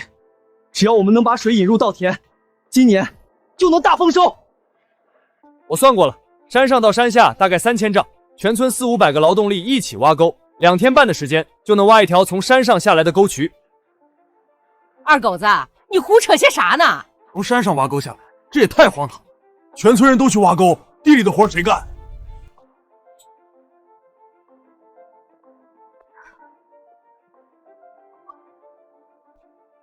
好久没见大善娘，怎么好像白了、干净了，气质也变了？能烦劳你一件事吗？嘿嘿，赵大嫂子，尽管吩咐。拿一把铁锹过来，当着所有人的面，就在这里挖一条沟，让大伙儿看看，一个像你这样正值盛年的壮汉挖一条沟需要多长时间。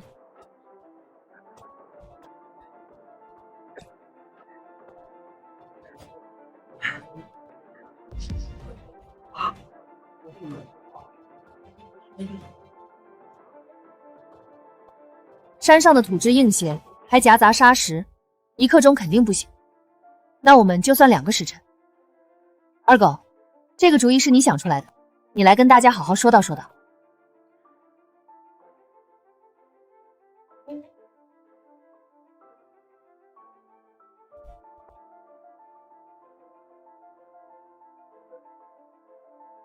3000丈的地，如果2个人一队，这是大河村所有人的大事，全村16岁以上壮年劳动力必须参加挖沟渠。半个时辰后，带上农具一起上山。李正，要是山上没这么多水咋办？要是这水流一半就不流了，我家的田离得远，水流不过来咋办？反正我不出力。赵大嫂子一个妇人，瞎逼逼的话竟然也有人信。他这是折腾大家伙玩呢，凭啥他说啥就是啥？你不出力可以，到时候山上的水引下来，你家的稻子别想喝一口。其他人谁还有意见，现在就可以退出。外姓人我不管，如果是赵家本家，谁退出，我开宗祠除名。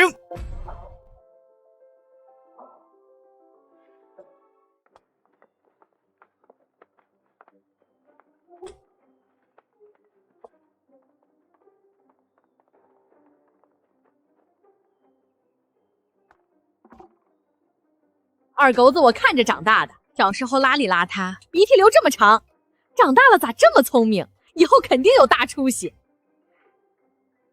二狗子，你今年15还是16？说媳妇儿了吗？要不要婶子给你做个媒？不用了。我娘家有个侄女儿，今年15，长得那叫一个俊俏。明儿我带她过来，你们相看相看。你娘家那侄女儿不行，太懒了。我家闺女勤快。二狗子，翠花你也认识，我让她现在就来一趟。哎！我不就是在全村人面前说了一番话吗？咋就这么受欢迎？我家里穷，娶了媳妇儿只能打地铺睡，怕委屈了人家姑娘，暂时不考虑这事儿。多谢各位婶子惦记。差点忘了，二狗娘可是赵成氏，要是把闺女真嫁过去，岂不是让人家受苦？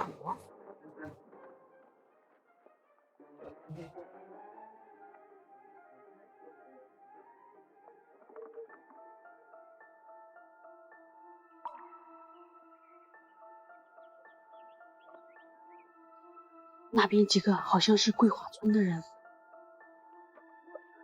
桂花村的人咋又来了？是不是想抢咱们的水？谁跑得快，快回去通知李正。这里做个活口，稻田里的水足够后，用石头填住沟渠，需要的时候再把石头搬开。就是不知道这条沟渠挖好之后能用几年。泥土进水后会变松软，日久天长，沟渠里都是泥土，就用不成了。是不是可以在沟渠里垫石头，边上的泥土就不会被冲刷掩埋？大山娘，你这个主意好，我这就上山走一趟。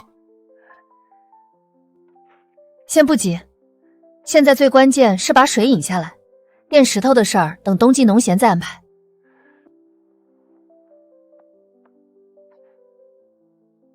大山娘，你咋懂这么多？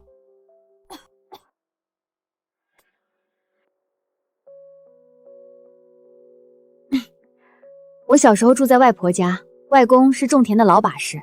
有回下暴雨，他挖沟把水引出去，我也是依葫芦画瓢，有样学样。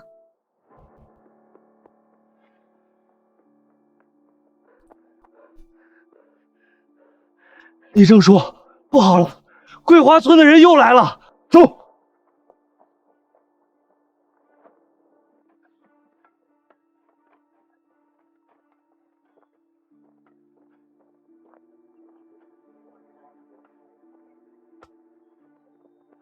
娘，你咋来了？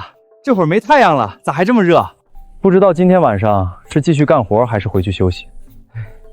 当然是继续挖。李正说2天半，那我们就连夜干，最迟明天晚上挖到山脚下。对地里的稻子等不得了，能快点就快点。连着干1天1夜可不行，别把人累坏了。晚上没太阳干活舒服，今晚通宵干，明天上午好好休息，下午再过来继续。哎。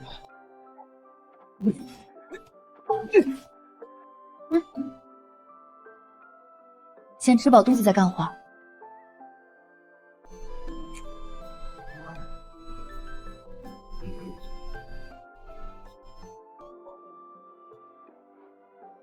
好香啊！不是说赵大嫂子虐待儿子，这像是虐待的样子吗？我都想救他儿子了。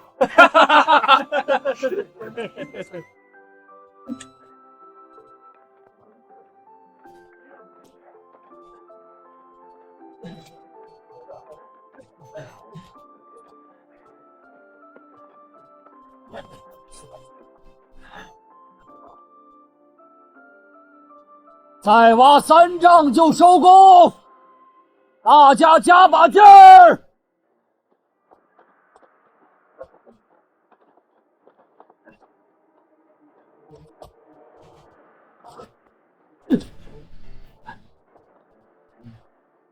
咦，这底下有东西。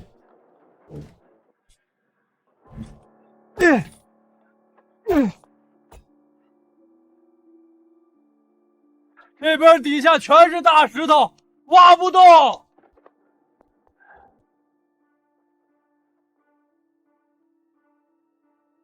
多大一块？不知道，我一连试了好几个地方，都是硬的。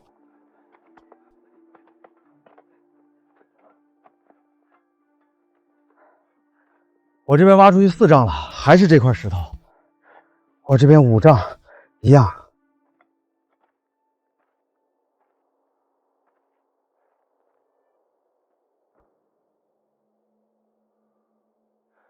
这块石头，少说也有5、6丈宽。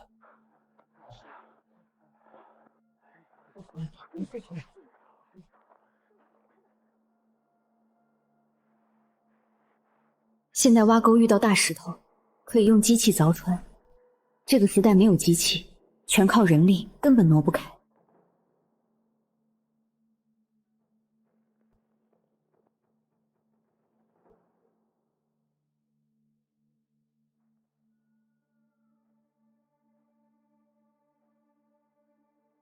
娘，东边是石壁，挖不动。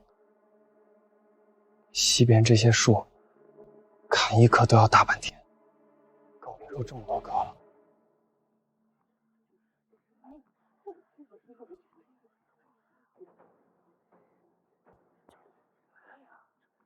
我早就说了，赵大嫂子一个妇人什么都不懂，不知道为啥偏要听她的。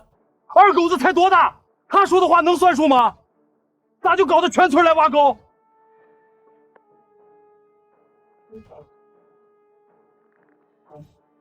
这么大一块巨石，天王老子都没办法。李正，你快出个主意！还能有什么主意？回去洗洗睡吧。地里的庄稼该咋样就咋样，又不是只有我们一个村干旱，大家一块饿死算了。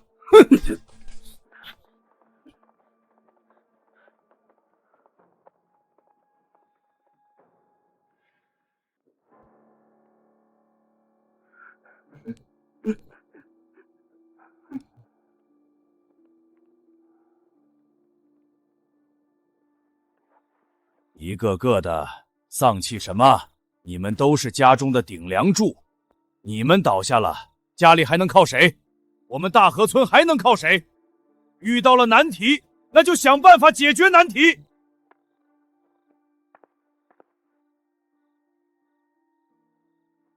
大石头我们没办法，那边的树难道没办法吗？明天大家一起来砍树，花个3、5天，我就不信不能那边的路清出来。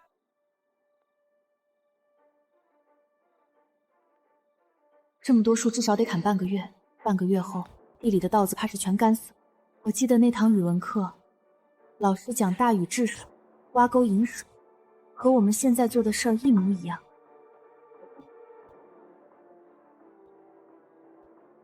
大禹好像让你遇到了麻烦，跟石头有关。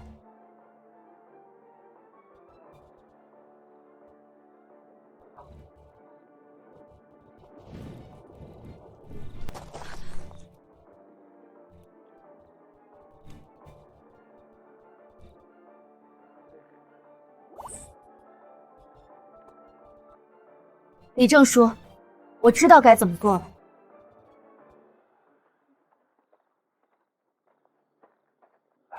大山娘，你赶紧说！你们把所有火把拿过来，放在大石头上烧红，再派4个人上去挑几桶水下来。我们去挑水。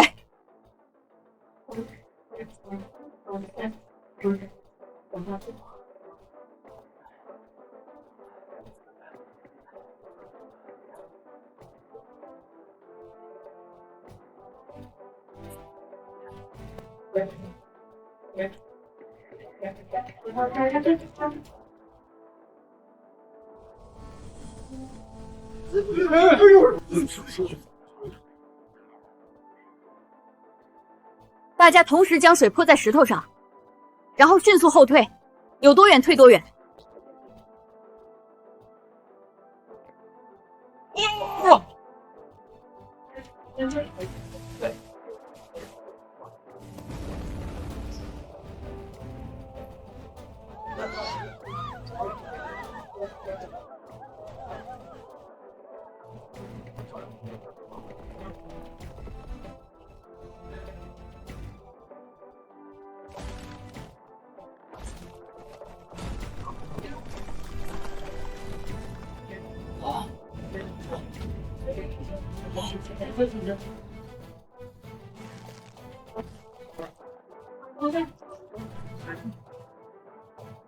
裂了，真的裂了！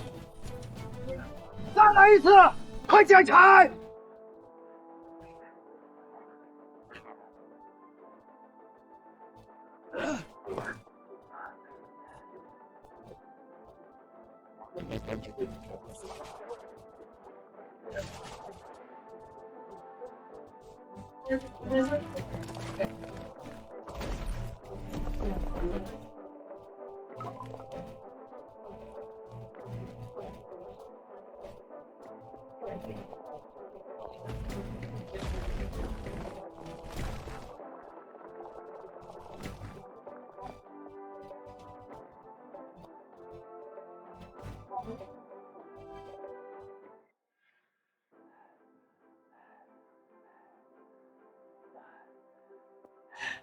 大家都回去休息，明天午时过后再来这里集合。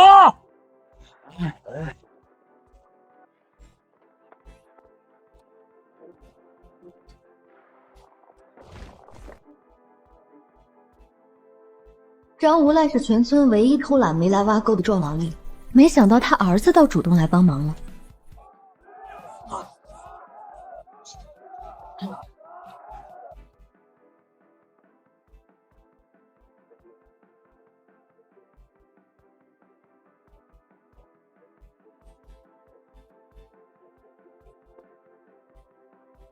大山娘，这条沟渠是你发现的，是你带着大家挖出来的，这最后一筹该你来。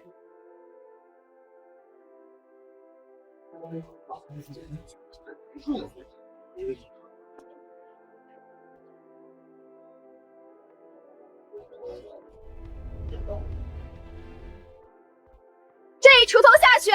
水来了，豹子活了，大嫂就有救了！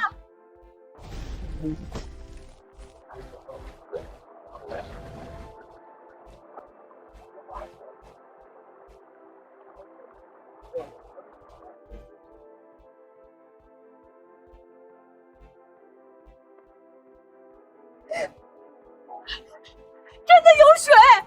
水来了，豹子有救了，不会有人饿死了！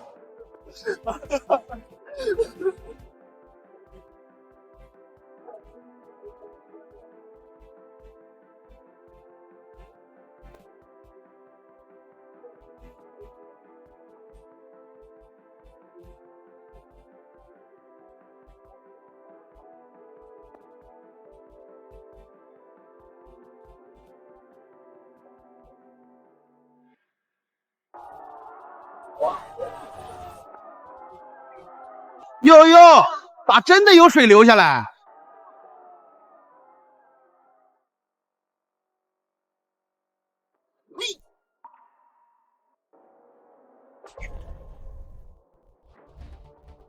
你再敢吐一口水试试！糟老婆子，竟然敢打我！看老子们揍死你！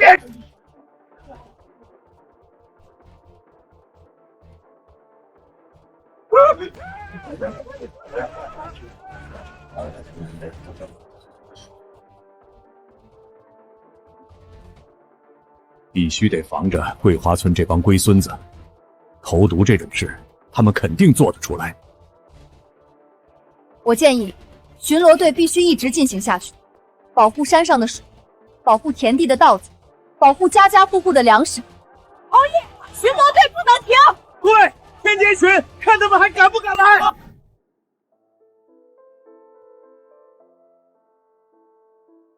大山娘，都是多亏了你，没有你，我这个糟老婆子今年就要饿死了。大山娘，以前是我误会你了，玉笋的事告诉大家，发现了水也不藏着掖着。你这么好的人，咋就守活寡了？大山娘，我娘家哥哥死了婆娘，今年34，种田的一把好手。你明儿要是有时间，老大去年才死，今年就有人给老大媳妇儿做媒。老大媳妇儿虽然不咋行，但也是他们老赵家的人，要是真的改嫁了，就跟他们老赵家没啥关系了。谢谢各位好意，我一个人挺好的。那啥，这会儿不是有水灌溉了吗？正好把屋前屋后的地整一整，种点啥菜。你们谁家有菜种，能借点给我们家吗？我家有些白菜种子，回头分你一些。芹菜你喜欢不？喜欢就上我们家拿一点。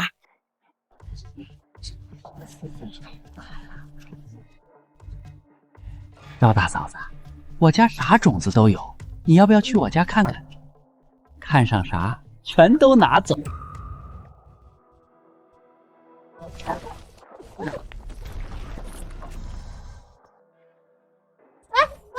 哟，小心！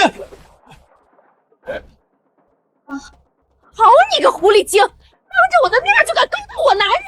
大山爹才死1年，已经守不住了，哪有你这么不要脸的人？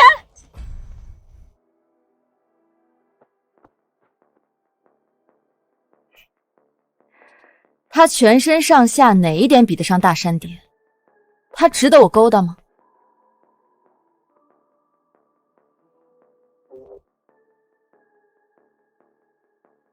大山爹对我很好，虽然他已经走了，但他以另一种方式一直活在我心里。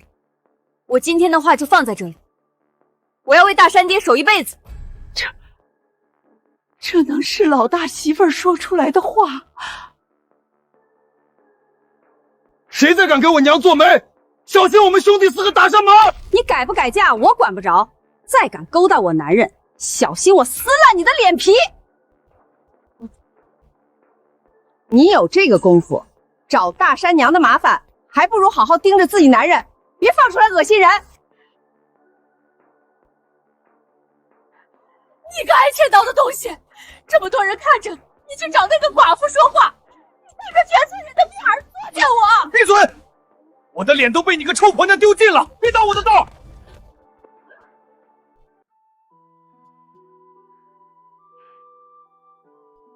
娘，来来了来了，老大媳妇终于要开始说正事儿。看在他最近还算安分的份上，看在死去的大儿子的份上，他要是提出搬回老屋，那我就勉为其难同意吧。娘，回头老屋有的种子也劳烦您给我一些。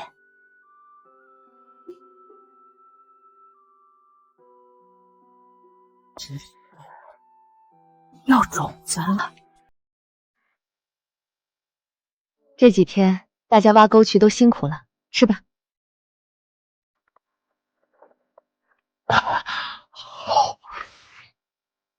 娘，您先吃。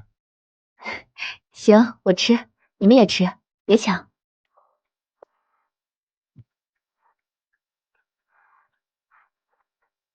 娘，有件事我一直想问，家里的粮食怎么过了这么久还没吃完？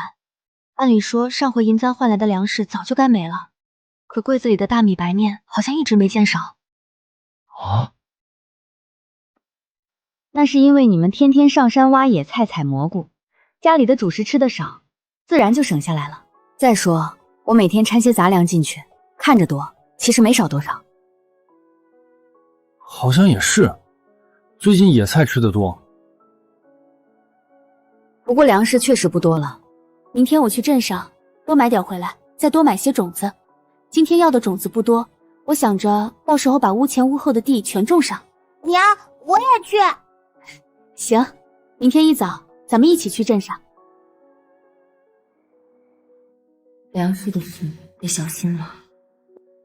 这几个孩子越来越精，尤其是二狗，账算得清楚。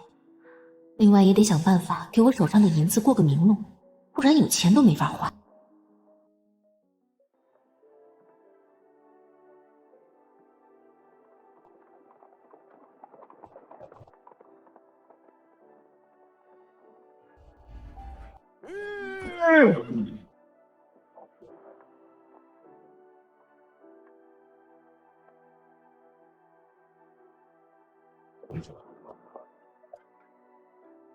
李正，您回来了。李正，你怎么坐着这么好一辆马车回来了？那马车是咱们平安镇县令家的，赶车的人是县令身边的小厮，专程送我回来的。呵，李正不得了嘞！县令大人竟然派人亲自送您回来。咱们大河村的李正就是有本事，能让县令大人另眼相看。还不是前几日挖沟云水的事儿传到了县令大人耳朵里，今日叫我过去，就是问这个事儿。以前啊，我想见县令大人一面都难，如今竟能有幸和县令大人坐在一处喝茶。县令大人多大年纪了？县令大人胖还是瘦？县令大人好说话不？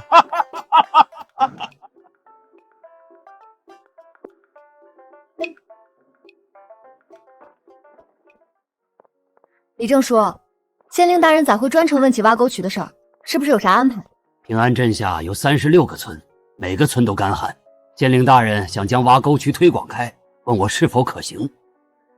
大东山上有水，又不代表其他山上也有水。离我们最近的桂花村都没得法子，更远的村更没法子。县令大人这是病急乱投医。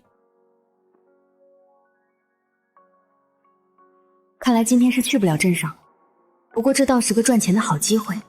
你们先回家，咱们改天再去镇上。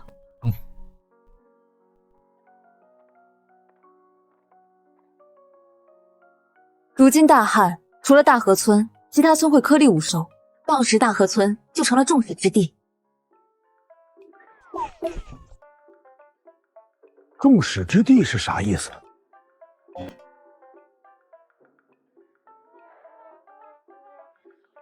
就是所有人攻击眼红的对象。县令大人推广挖沟渠是好事儿，早一天引水入田，庄稼就能早一天起死回生。不过，并不是每个村都能找到水源。我就是想问问大山娘，山上的水源你是咋找到的？县令大人说帮忙找水源，规划挖沟路线，挖沟渠也需要人。这几日村里没有异样，巡逻队似乎松懈了一些。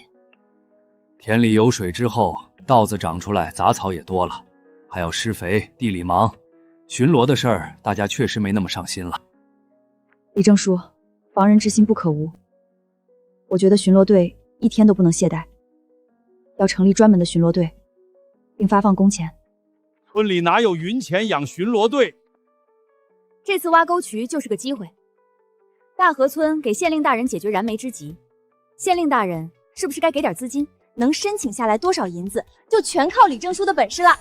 大山娘这脑子是怎么长的，竟然能想出一个从县令大人那里名正言顺搞钱的主意。大山娘，你说的对，县令大人说明日会亲自过来大河村，到时候我再好好跟他说道说道。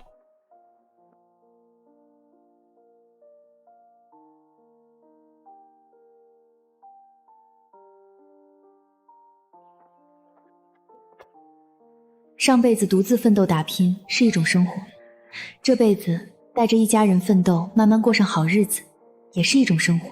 大山、二狗、三牛四蛋，回来吃饭了！哎，来啦！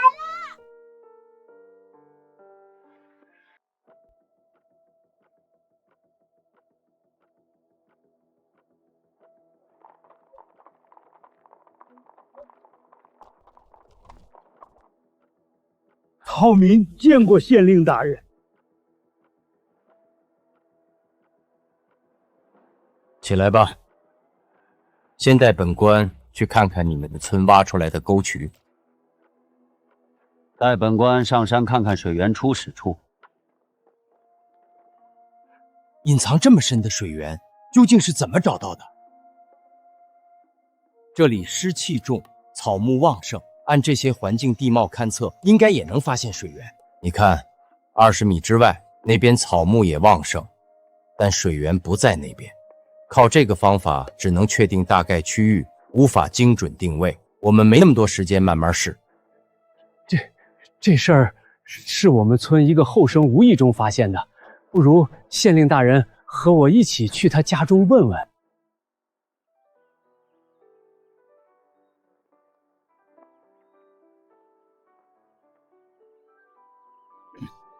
大山娘，这是县令大人，这是袁师爷。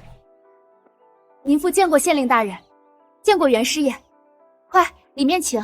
惠娘，快倒3碗水出来。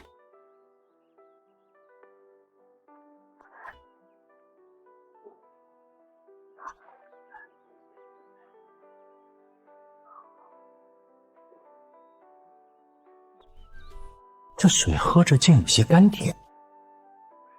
大山娘，县令大人这次来是想问问山上的水源到底是怎么找到的。是我二儿子无意发现的，不过他现在在下地，估计县令大人可能要等一会儿子。放肆！县令大人有请，就算是爹老子死了，都必须接受差遣。县令大人有所不知，天逢大旱，村里人绝望之时，终于找到水源，还有半个月收稻，地里的活计半晌耽搁不得，确实不是故意怠慢。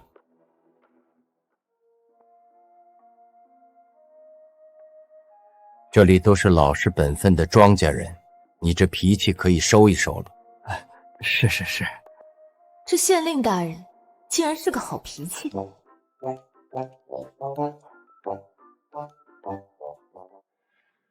我家老二对大东山熟，找水不难，可别的村他头回去得耗功夫，一天找不到，第2天还得去。家里的田谁管？这没事儿，大山娘找村里人帮着料理田里的事儿就成了。请人干一天活不得给工钱，我们家一穷二白，一个铜板都拿不出来。若你家小子真能发现其他水源，这是大功德一件，本官会好好嘉奖一番。嘉奖就是口头夸几句，不痛不痒。找水挖渠不是一个人的事，大河村至少得出4、5个人协助。可正是农忙，谁家地里没活，帮了别的村，自家的田荒了，收成不如人家，图啥？县令大人的差遣，竟还敢懈怠！秋收在即，谁愿意丢下自家活计帮别人？但若有足够的好处，不用催，我自个儿就能干通宵。大人觉得这话在理不？大山娘这胆子也太大了。此人说的确实有理，而且这次大旱，周边所有镇子都干旱，只有平安镇发现了水源，这是我做政绩的大好时机。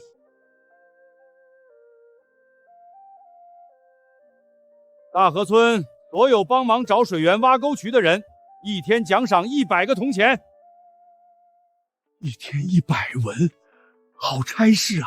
县令大人，民妇不是这个意思。为县令大人办事，怎能要工钱？要是一处水源都没找到，这钱拿着烫手。那依你之见，该当如何？若是发现一处水源，县令大人就给嘉奖；若是无法为县令大人解忧，我们也没资格拿银钱。35个村落，3天内必须全部走一趟，如此下来，3日都不得成眠。找到一处水源，奖赏2两银子。2两银子，发现10处就是20两。大嫂子和普通农妇完全不一样，难怪能养出发现水源的儿子。水源的事就这么定了，你们大河村出人，本官出钱。县令大人放心，我们一定尽心尽力。大山娘竟然能面不改色和县令大人说话，果然是混不烂，连县令都不怕，也不知道跟县令大人说了些啥子。县令大人身为父母官，不忍心看到稻子干死在地里，想让二狗去帮忙找水源、挖沟渠。找水源哪是那么容易的事儿？二狗子哪有这么大本事？哼！帮其他村，其实也是帮我们自己。若只有我们村丰收了粮食，其他村颗粒无收，大家知道有什么后果吗？咱们村不是有巡逻队吗？不会让那些人得逞的。建立巡逻队是为了保护粮食，但也没有千日防贼的道理。更何况到时镇上也可能征收我们的粮食，平均分给每个村，到时候就只能天天吃野菜稀汤了。这么说，桂花村必须要有水。其他村最好也发现水，否则大河村丰收那一天，还不知道会遭多少人惦记记恨。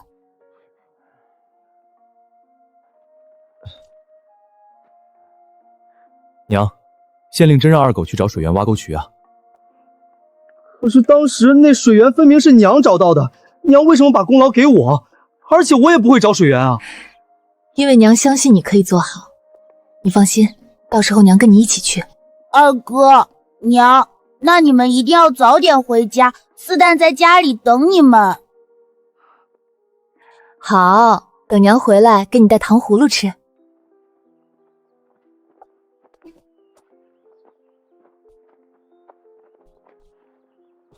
娘，您真能看出哪里有水？书上说两山夹一谷，两山谷，水在谷中藏。你看前面，那里就是我们要找的第一个地方。赵大嫂子，您真能看出水在哪儿？你们看，这里的土是潮的，大旱2个月，别处的草都枯了，这里的草还绿着，底下有水。从这里往下挖，3丈之内必有水。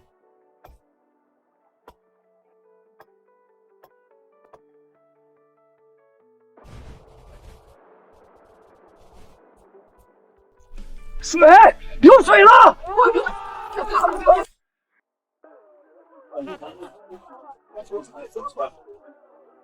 高大嫂子，你是我们李家沟的恩人。记上吧，这是第一处。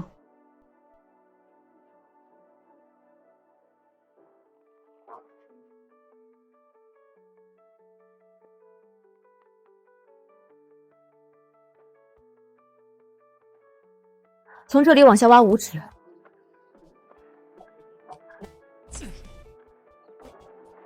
老天爷开眼了，有水了！有水了！这里，往下挖1丈。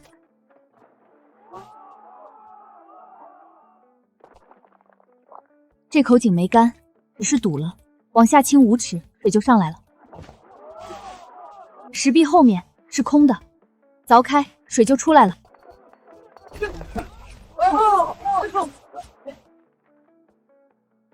娘，23处，我们找到23处水源，够给巡逻队发一阵子工钱了。走吧，我们回家。县令大人，大河村的人一共找到了23处水源，平安镇36个村子，如今个个都有水了。23处，那就是46两银子。大人，这银子花得值，今年平安镇的税收怕是比去年多3成。不是银子的事儿，是老百姓能活下去了。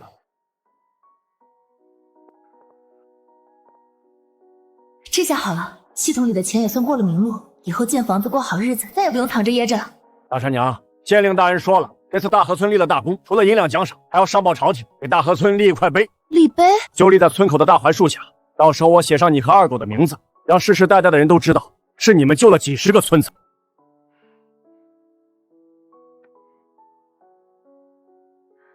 李正叔，碑上不要写我的名字，也不要写二狗的名字，就写大河村3个字。为什么？水是大家一起挖出来，不是我一个人的功劳。大河村的人世世代代都该记得，只要人心齐，天灾也压不垮我们。好，就写大河村。